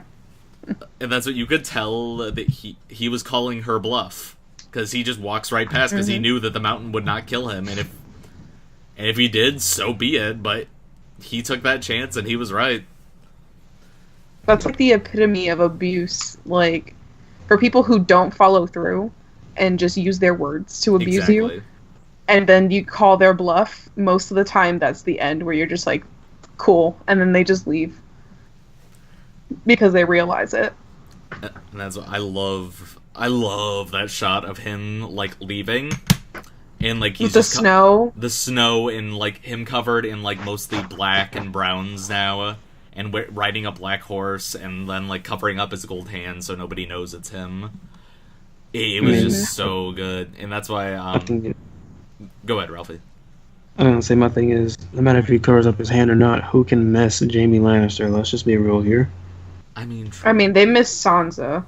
True. But Sansa had been, like, gone forever. Like, but they missed Sansa. We all know that her family's, like, hair and, like, looks were revered amongst, like, everybody. True, but no one believed she was who she said she was, because she had been gone for so long. Jaime is literally the next time we see him, which is at the end of the episode, he's fresh out of leaving the side of his sister. Like, everyone still knows his face. Everyone knows what he stood for. All they're going to see when they see him is Cersei. And that is going to cause a lot of issues. Of course. I'm just saying, like, knowing these writers, they might have pulled a crazy, like, I'm not Superman, I'm Clark Kent. God. Puts on beard. Jesus Christ. Puts on beard and giant belly. And that's what people are saying. I'm Robert Baratheon's son. Oh my god. Gods, I was strong then. What about another Baratheon? I heard my house mentioned. I hope that happens to Gendry next season. He just shows up in full beard. God. That's what a lot of people are like. Barry Allen in the future. Jesus Christ. Some people are just like, so is Bronn still in King's Landing? I have a feeling Bronn found out about this. He's just like, okay, I'm gonna go follow Jaime. Because also considering that two actors Cersei and Bronn can't share scenes together. It's in their contract. Exactly. Because as cool as it would be to see Cersei, like, what do you say about standing against, your queen? Are you going to serve her? And blah, blah, blah. And Bronn just being like, take me out, Mountain. I don't care. Fuck you. Fuck this shit, I'm out. Basically, and then just Mountain chops off his head, like, as he's leaving. Hey, no, we have to see Bronn fight a White Walker at least once. That has to happen. True. I guarantee it'd be as hilarious as his reaction to the dragons. God, I can't wait. But, what was it? Before we kind of move on to the last part, let's go into the other plot line of the episode. In Yo, Winterfell. Littlefinger is dead, huh? Yo, finally. I'm a bit confused. What do you say to these charges, Lord Baelish? Then I'm actually excited. Everybody just looks over. Did anyone... So, how closely did you guys pay attention to the moment where the expression on Littlefinger's face when he was called out? Where he does the white he's guy. The blinking white guy. The look in his eyes. The look in his eyes. If you notice for a split second, like, there is no color to his eyes. He poops his pants. No. I feel like I was talking to Lonnie about this. I've watched and I've rewound this moment so many times. It could just be the lighting. It could very well just be the lighting. But I feel like in that moment, Bran warned him and showed him everything, that he knows everything. And that's when you get that look on his face. He's just like, We getting these tinfoil hat theories, damn. Like, legit, I'm just like, I saw, like, I sat there and watched that one moment like 40 times. And I'm like, dude, you can clearly see at one moment his eyes have color, then they don't, and then they do. I'm like, I mean, something right. Again, it's way out there, but it could very well just be lighting, but that would be perfect. That would be absolutely perfect. Because at that moment, it's just like there's no lying, because now everybody knows. There's no lying. You can't lie your way out of this. No. But fuck you. Oh no, it was still great. It was satisfying to watch that his whole end. scene, because Arya just walks in there, and like, okay, imagine if we got like a Kingsman like church type scene where like they try to kill Arya and she just like takes out everybody, throwing knives and shit. Like, yes. You know, I have a feeling, and to be honest, that's how they set it up. Yeah, and they definitely set waiting it that way. for it to crash down like that. And I have to say about Sophie Turner, because I just watched a snippet of that scene, because she looks at him, she looks at Littlefinger the same way that she's been looking at him since the end of season 6, like as one of those like, I see you in the corner, and I know you see me, and I know you know what's going on, and like this, and this. She looks at him like that, and when I was watching the scene, I legitimately thought she was just going to look at him and be like, I'm doing what you said, and then she literally was like, Lord Baelish, and I was like, okay. I see you, villain. I knew something was up, especially when everything was going down, and she asked to see Arya. And we see her walk into all these people, into this room with a bunch of Northmen. Not the lords, all of these guards. And I'm like, they didn't take her sword, they didn't take her knife. Something's wrong here. Because if you're putting someone on trial, what is the first thing you do? You relieve them of their weapons. Yep. Exactamundo. I'm like, I'm sorry. I know that Sansa is a slow learner, but that's like rule number 1. Yeah. If you're putting somebody on trial, especially someone on trial for murder, you take away their weapons. That's why I was like, no. There's something bigger afoot here. Plus, I've been on this bandwagon of Sansa and Arya and Bran, Stark powers combined, have been playing Littlefinger beautifully this entire season, and this was the culmination of that. They finally had all the pieces fit together to where they could finally bring Littlefinger down off of his high tower. That's what the moment you see Bran just sitting at that table too, like he would not be cool with them just killing Arya. Like the moment you see him there, like okay, she's probably good. She's probably safe. If you weren't paying attention to everything that was happening, you'd probably think that they were just going to ask. You probably would have thought that they would probably just ask Arya to leave Winterfell. But I like the way that whole scene played out, because you even if you followed along, you still wouldn't have expected it to go the way it. My favorite thing is Lord Royce. Just when Littlefinger's like, I'm Lord Protector of the Vale, I command you to take me back to the Eyrie, and he's like, I think not. You cannot fast travel while enemies are in this area. God, this is so good. Freaking Littlefinger was trying to pull rank, and then he tried to beg and tried to fake and try just to lie. Him going down on his knees and crying. Oh man, that was satisfying. Dude, that was great. That it was.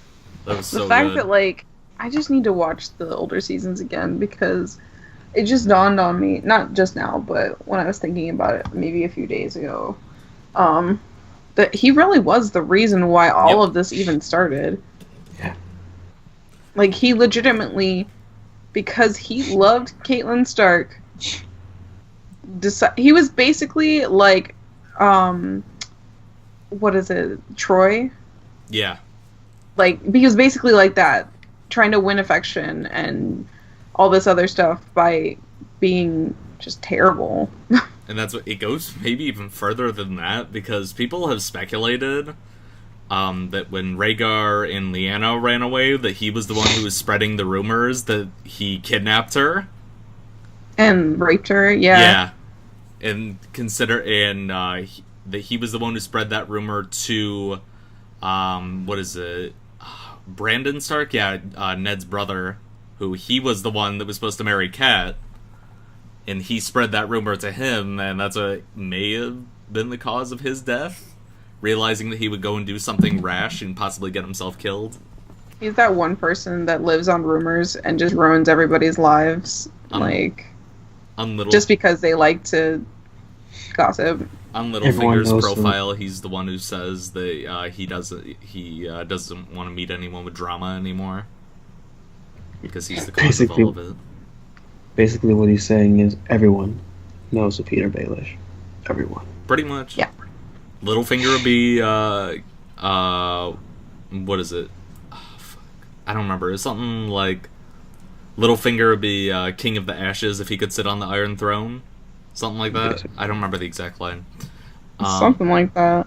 But that scene was so good, and some people were kind of bitching because they were like, "Oh, well, Sansa didn't follow her dad's words, and she gave the sentence, but had Arya swing the sword like an executioner." And it's like, I mean, you kind of got a point, but at the same time, no, Sansa's a different ruler. She's not the same as her father. She's not the same Jon is more like Ned. Yeah. Exactly. That's what, Sansa's never been the fighter. That's always been the staple of her character. Like, not the fighter as in, like, I'm gonna swing a sword and stab this guy in the heart. She's been the one to grow and manipulate and understand and change. She plays the political Game of Thrones. She doesn't fight. Like, everybody watching this show just wants to see the dragons and people sword fight and whatever, but there's a whole other fight going on. It's the fight that Cersei and Marjorie had. Goddamn. The entire, whole season of that. And Sansa was learning from all of that. Not only just from Peter Baelish, but she was learning from them. Two women she both feared and also admired. So, come on. It's okay for her to let her sister slit somebody's throat, considering that's just what she does. She enjoys it. I admit, though, I would have flipped my shit if, Sansa just, got up in the middle of that scene, and then Arya just hands her the knife. I would have flipped my shit. That would have been lit. That would have been pretty good. That would have been great. I guess we should move on to the kind of final three things. The two reveals and the final scene where Sam arrives back in Winterfell. He's just like, oh my god, that guy just died. He misses everything. And they just immediately makes a beeline for Bran's room, I guess?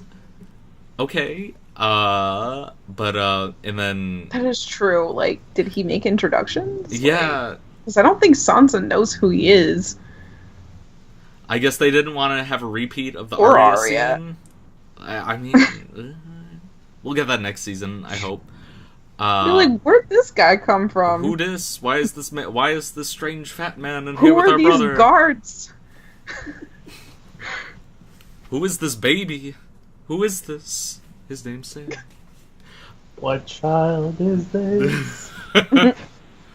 But the reveal with the tag team, I just realized Sam and Bran are gonna be the ultimate knowledge tag team. These are gonna be the guys to make the Westerosi internet at this point. Because you got Sam, who's the knowledge master, and Bran, who can go and verify all this shit in the past. Mm-hmm. So essentially, Bran just brings the receipts. They're going to be the Steve Jobs and Bill Gates of Exactly. Westeros. Exactly. Oh my god, that'll be great. Or would Sam be more like Steve Wozniak? Maybe. But so we move on. the double reveal in that scene that Jon. Bran thinks that Jon. He knows that Jon is the son of Rhaegar Targaryen, Dany's brother, and Lyanna Stark. But he doesn't know that Jon is actually a trueborn son of them because Rhaegar annulled his marriage to Elia Martell and married in a secret ceremony to Lyanna, and that Jon is actually the rightful heir to the Iron Throne because he is Aegon the Sixth Targaryen. Mm-hmm. Aegon the Sixth of his name. King of the Andals and the First Men and the Rhoynar. Which, only thing I'm going to say about that? Why did Rhaegar name both of his sons Aegon? He wanted... Well, the big theory, per se, is that because he wanted another. He wanted there to be another Aegon. The Adventures of Aegon and Aegon? No, literally, he wanted to keep the throne in the line of Aegon. Yeah. Like it needed to be someone. It couldn't have been anyone else. It wouldn't have been right to name your men anything other than Aegon if you wanted them to sit on the throne. Yeah. And considering he was the only, well, not the only, the other, and the other didn't perform so well. So I guess your last hope would be with Aegon the Sixth. Well, that's what a lot of people speculate, that it might have been Lyanna who decided on the name after she found out that Elia and the original Aegon had died, and Rhaenys had died. It may have almost named Jon Sand in tribute. Oh God, no. Yeah, I'm going along with that. Because Rhaegar knew that he wanted to have a powerful name, which Aegon is pretty much the one who founded their house in Westeros. And so he wanted Aegon, and he knew that since he annulled his marriage to Elia, that his children with her, were not going to sit on the Iron Throne. Yep. Because of the fact that they're now delegitimized. Yeah. So it makes me wonder if they are trying to make the fans happy that are like, well, what happened to the Blackfires? What happened? Yeah. Whatever happened to them? Because if I remember correctly, the only surviving Blackfire, or believed to be the only surviving Blackfire, is also named Aegon. Yeah.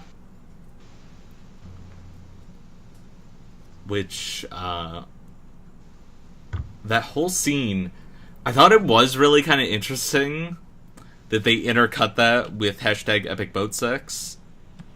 I mean, It was perfect. it was great because it made you feel like weird.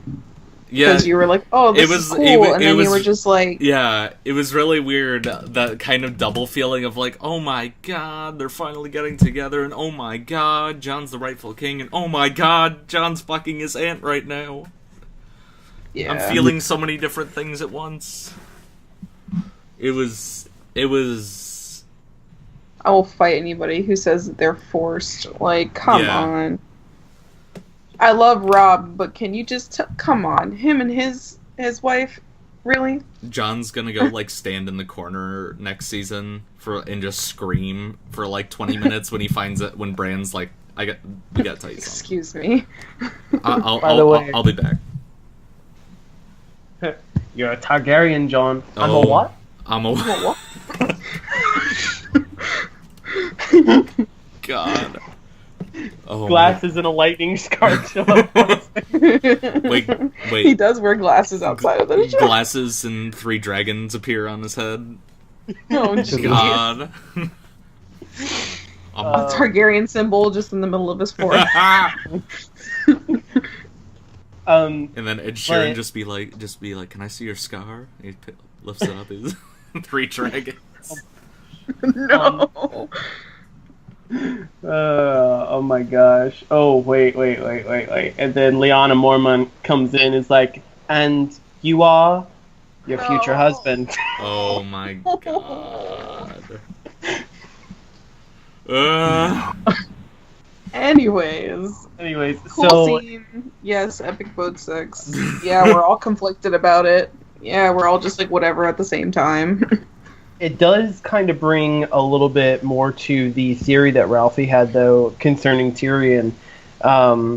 because of the look on Tyrion's face. He knew what was going on in that bedroom. He knew what was going on. The look on his face, it was more than just like, oh, this is going to be weird for the realm. It's, oh, I fucked up, or I did something that I shouldn't have. And when the shit hits the fan with all of this, we're all fucked. Basically. Yeah. See, another part of me thought that he just wanted to take part in a 2.5-some. 2.5. Why? I'll be here all week. But you know what, Cody? So, another new show. Real quick before you start that, before we go into that, another new show. So Arya has Face Off Westeros edition. Jorah, Dario, and Tyrion have a new show called 2.5 Men. It's really good. Westeros, 2.5 Men. There we go. 2.5 man. 2.5 man. I hate you. Men. God. Anyways, I'm sorry, Ralphie, that I cut you off. Go ahead. It's fine, no worries. I do think that I think you're right, but I think the whole we're all fucked really, I feel like it's an understatement. And I think it's not so much that we're all fucked, but it's more like I fucked up. Because Tyrion literally could have just delivered Dany and everything that they worked for into the hands of the enemy.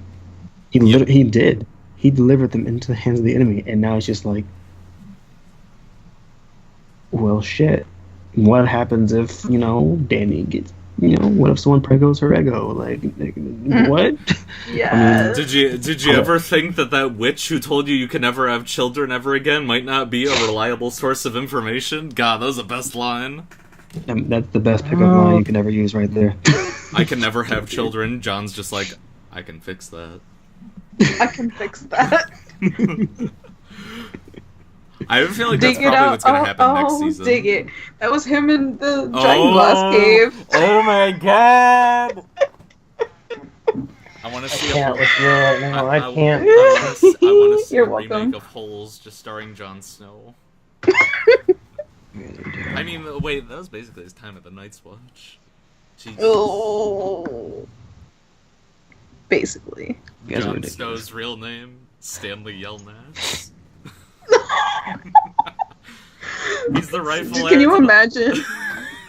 Can you imagine just being like Stanley Targaryen? First of his name.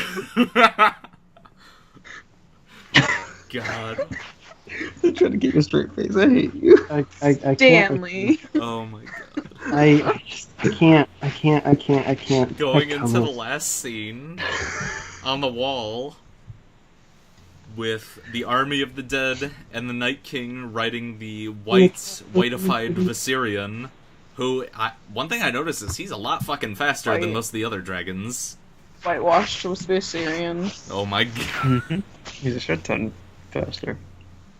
It's like he's Sonic now. Gotta go fast. But that scene was really, really good, and I mean, we've been waiting to see the wall drop since season 1, episode 2, when it first appeared, and I wasn't prepared. I feel like it's gonna be interesting that it's only that one little portion of the wall, literally just like the Eastwatch Castle, like, fell off, basically. And people, I mean, people calculated the amount of ice and the weight of the ice that fell in and said that the tsunami that's about to hit is about to be, like, super tsunami. Like, the White Walkers just fucked everybody. Even themselves. I know, right? But that whole scene was great. I mean, we all knew... I feel like it would have been kind of interesting to see if they had, like, excluded that one scene from the ending scene of the last episode with the Night King reviving Viserion. I feel like that would have been kind of interesting to see, like, him just show up and everyone just be like, what the fuck? But I feel like they had to keep that because everyone would be like, so when did he bring him back up? When did he get him back up from the water? Where'd he get those? I mean, people already... People are already like, well, where do you get those chains though? Do you go to the chain store? But that whole scene was really great. It was. Yes, it was. It's just, and before anybody says it, Barrack and Tormund are alive. They are on the portion of the wall that did not fall down. They are going to head to Castle Black. They're going to meet up with Ed. They're going to go to Winterfell. It's going to be like Avengers up in there. Yeah, but will they be able to get to Winterfell before the White Walkers do? I mean, probably not. Probably not. Because your best bet would be get your butt down off the wall, get on a horse, and ride as fast as you can to Winterfell. Do not bother. Do not pass go. Do not go to Castle Black. Don't care about nobody else. Just go. But that's what I think. Just send a raven. That's what a lot of people, I think, are thinking, that Castle Black is the only other manned castle on the wall, which I think it might be at this point. I don't remember. I know it's not. The Shadow Tower.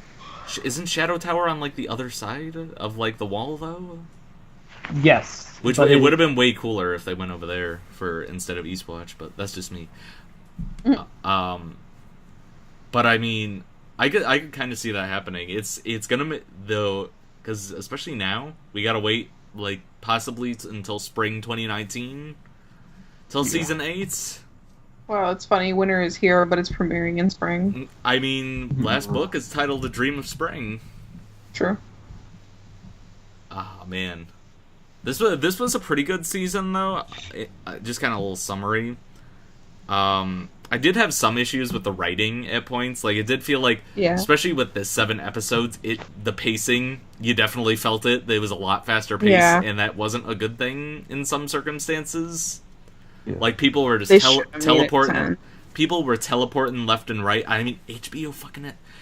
Literally in the leaked emails, HBO, like, was essentially saying, like, we'll throw whatever budget you guys want at this, and we'll pay for it. So they legitimately should have made it 10 episodes, and if they weren't going to do that, they should have made longer episodes. Because I think hurt the pacing. They really are boning themselves when it comes to their writing. Yep. Like, and it was so good and so detailed and so, like, building up, but I can see where some people are getting upset where a lot of the writing is falling through the cracks. We're missing a lot of those really good character. Yeah, we're missing a lot of those really good character moments like we had in like previous seasons. We still have some of them, like that Beyond the Wall episode had some good ones, but we're missing a lot more. Like, I feel like they could have done so much with Gendry. They could have done so much more, even with Jon and Dany's relationship. Exactly. They could have gone through some more stuff with Sansa and Arya, and then they could have gone through more things with Bran. It was just, I don't know. I feel like they could have done a lot more with more time in each episode or more episodes. Yeah. That's Agreed. 6 episodes for next. I feel like we're really gonna feel that next season. Well, I mean, I feel like if you think, we might not. Yeah, I was gonna say, if you think about it, they're supposed to be about 2 hours, so that's basically 2 episodes in one. So I'm pretty sure there's a lot of narrative to be told then, but I hope that they don't. I don't expect it to feel rushed because this is the last season, so you need to take your sweet ass time. See, I don't know. I was hoping by the end of this season we were going to be done with the whole Cersei conflict, and going into it, we were going to go into a realm that just the White Walkers. Yeah, like I was hoping that was going to be like the very last season. Yeah, like the realm is going to be completely taken out. Dany has the Iron Throne, but she might not be able to hold on to it for very long. Exactly. I was hoping it was going to be kind of something like that, and it looks like it looks like we're not going that route at this point. Yeah. But what can you do? Yeah. Wait and see. All in all, I'm gonna give the season a 7, 6.5, 7. It's not my favorite season, but it had some really good. 7.5 for me. Because I did have some I'm gonna go issues with the 8.5. writing. I'm gonna go 8.5. Even with the writing issues, which to me weren't all that serious. That's why I'm giving it 8.5. It was baller. It's one of my favorite seasons. Yeah, I've got to go in with an 8.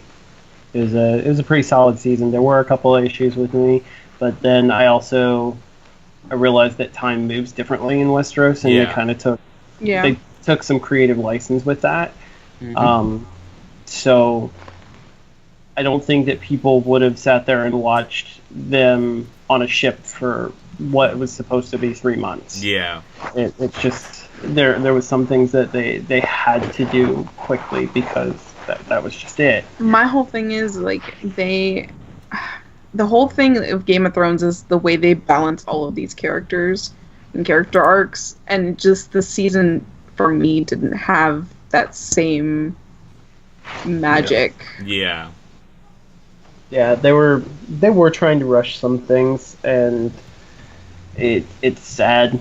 I wish that they would have drawn the season out just a little bit longer and given us 8 or 9 episodes, or like you said, draw the episodes out a little bit. But I think as far as what they did deliver us, it was still pretty solid content. Yeah, it was still very good. So 7.5. So 7.5, 8, 7, 7.5, 8.5. Before we go, any last little theories or speculation for the next season for you guys? I know we've been going a long time. I think I have 3 hours 20 minutes on here. Jesus Christ! I knew this was probably going to be our longest spoiler cast to date. I don't even think it still is, because we had one that was 4 hours. I'm gonna double check. Anyways.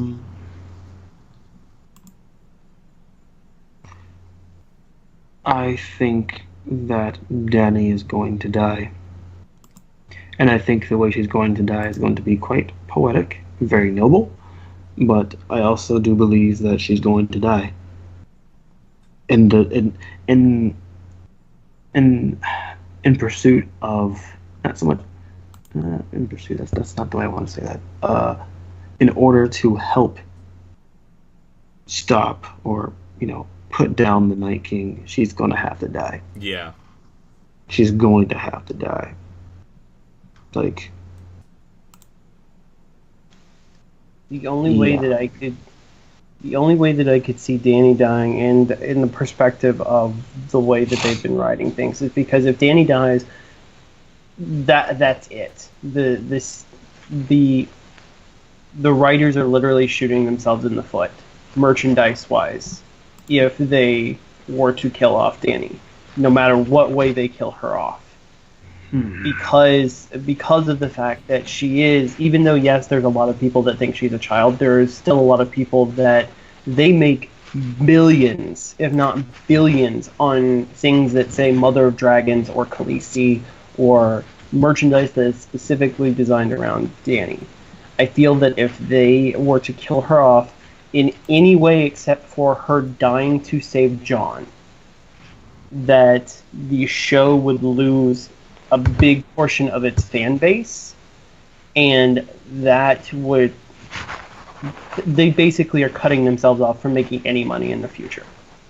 I don't know. I feel like with Dany's death and to stop the Night King, I feel like it would be along the same vein of her trying to save Jon. Yeah. Because what if it came down to that? But my whole thing is, why the hell would that be important? It's not like she has magic that she can sacrifice and put into Jon's sword or whatever. See, that's the theory. That's actually exactly. Oh my god! Ryan knows exactly where I'm going. That's why I say what that. Where the hell would that come from? Except for left field.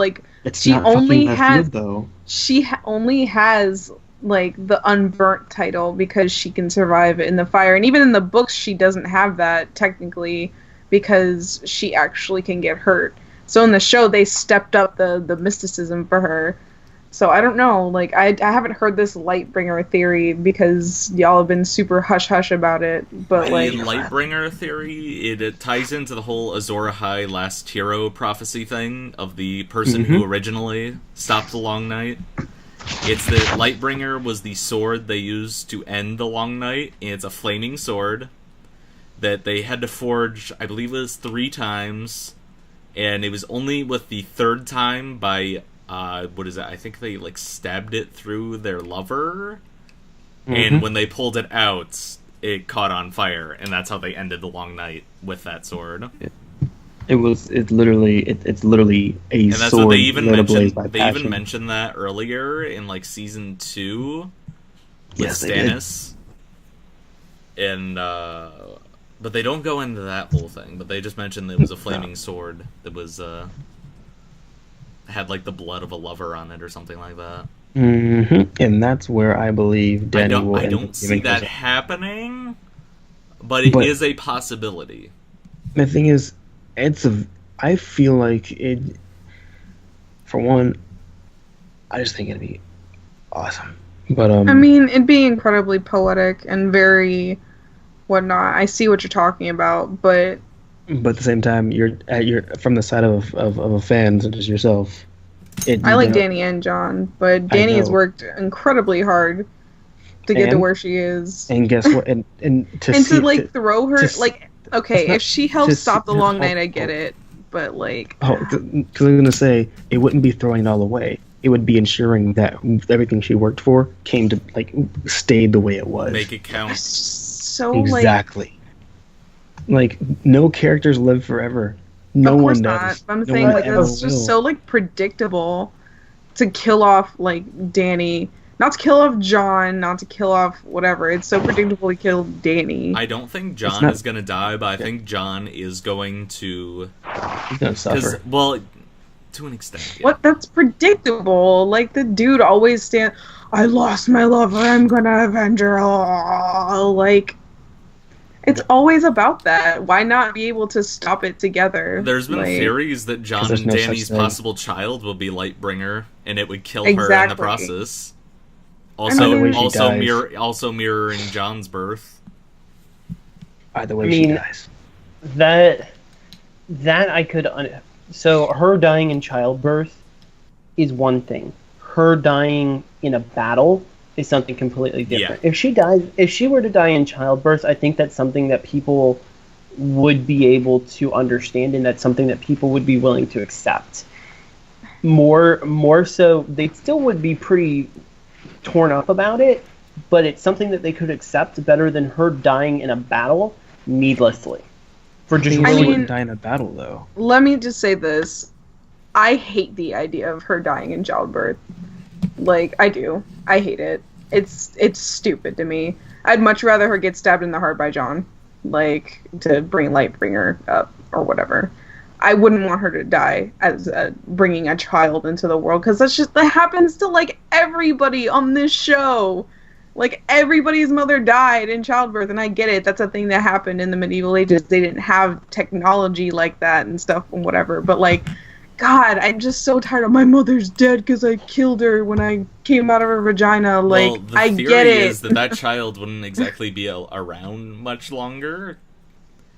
True. At least the theory that I read is that is the whole reason that the Night King is trying to come down to Westeros, is he's trying to claim that child as the Song of Ice and Fire, and that is the only reason he's coming down, so that they can guarantee spring again and be like a whole like sacrifice thing, because I mean that's basically what Craster was doing, and it would I kind of don't know. tie I'd back have into to- that.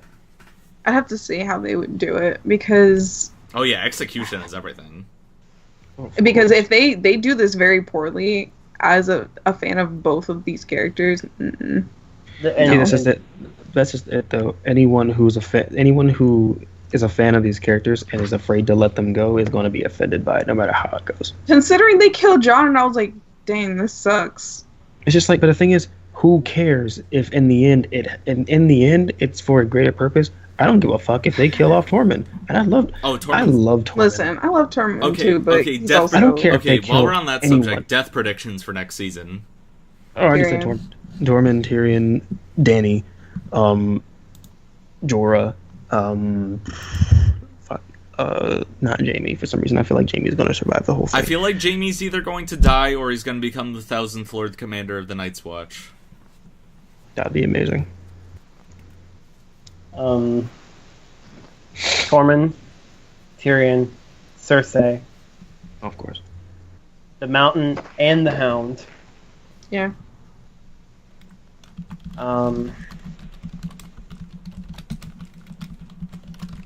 Those are the ones that I could say for certain. I don't think that Sansa. I see Sansa living The on only Arya. reason why I see the only Arya reason why I dying. say Sansa is because Arya would probably die protecting her family. Yeah. But I don't know how well Sansa would fare in White County. Yeah. So White County.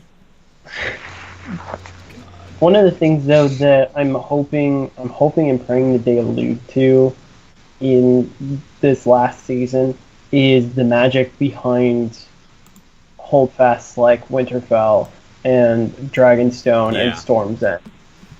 Because there's more to them than just stones.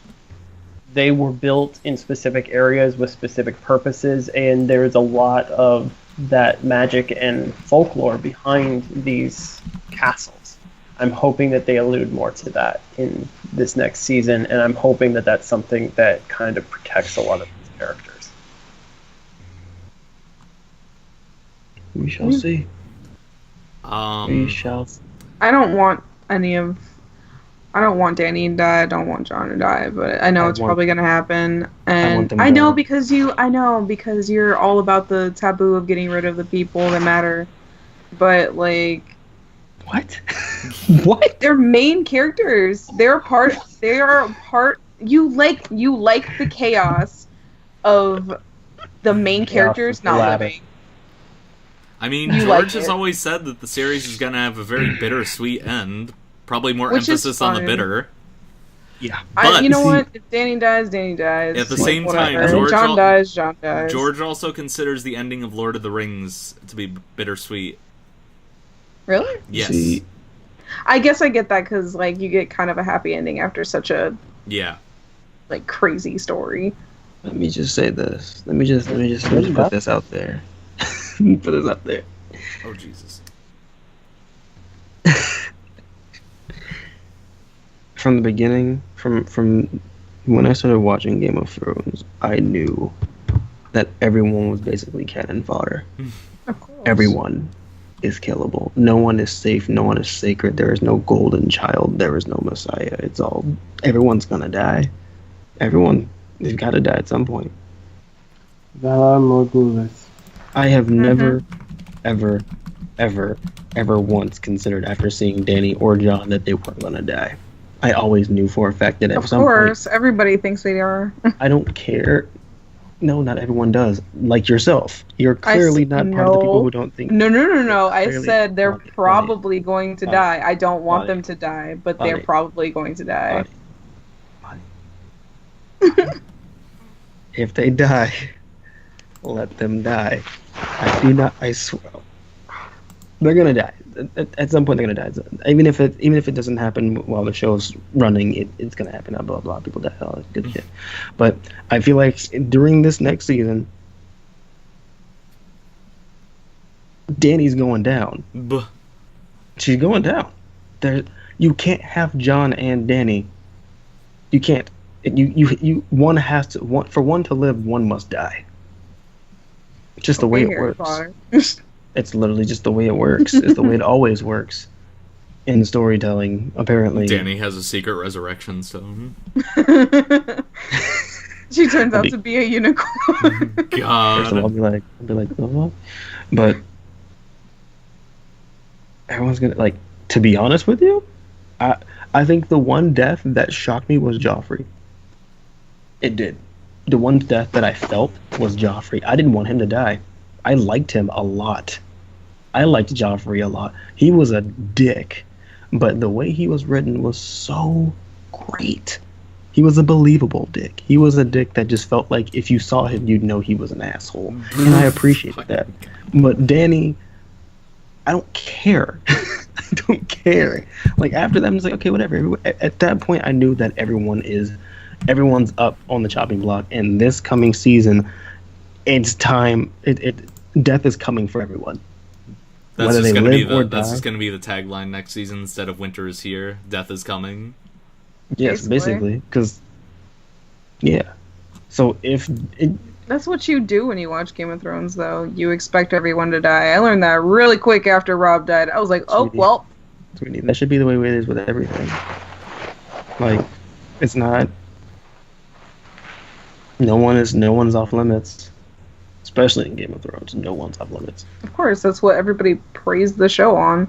Except That it killed everybody, not just... Except for Rhaegal. Yet. What? Rhaegal can't die. Okay, let me get into my Deadpool because this kind of goes into it. My Deadpool: Jorah, Grey Worm, Varys, Melisandre. I've been back and forth. No, Sam has to survive. He has to be he's fucking George R. R. Martin. Bronn, Arya, Ed, Tormund, Beric, Drogon, Rhaegal, and who else? Who else was I thinking? Oh yeah, and Dario Naharis. Another character we haven't seen in a while. I'm okay with this. Because I have a feeling he's going to be the one showing up in Season 8, leading the Golden Company, possibly. True. But yeah. So we all know Jamie's probably going to go and convince the Iron Bank to back Danny. Yeah, probably. I could see that. Ah, man. Maybe where he's heading now. Back Danny / fight White Walkers. Yeah, essentially. Which will be something funny because the Iron Bank will be like, what? Excuse me? What you mean? I mean, on that note, is any final words from y'alls? Alarmagulus. Oh my god. I can't believe you've done this. We are not men. Death is coming for all. And no one is safe. In the end, the Starks are always right. Winter is here. Fuck, now I gotta think up something clever, you sons of bitches. God. Oh, shit. I am hey guys. I am a three-eyed raven. Where's your third eye? It's hidden. Open that thing up. Every man has a third eye if you look hard enough. On that note... Maybe 4. Oh my god. Unless you're Theon or Grey Worm. Oh god. On that note, have a good night, guys, on this 3-hour, 37-minute Game of Thrones spoiler cast. We hope you guys enjoyed. We'll see you guys, if you're watching this live, tomorrow for Tales from Terminus podcast number 41. Have a good night. Did you just die? Oh my god.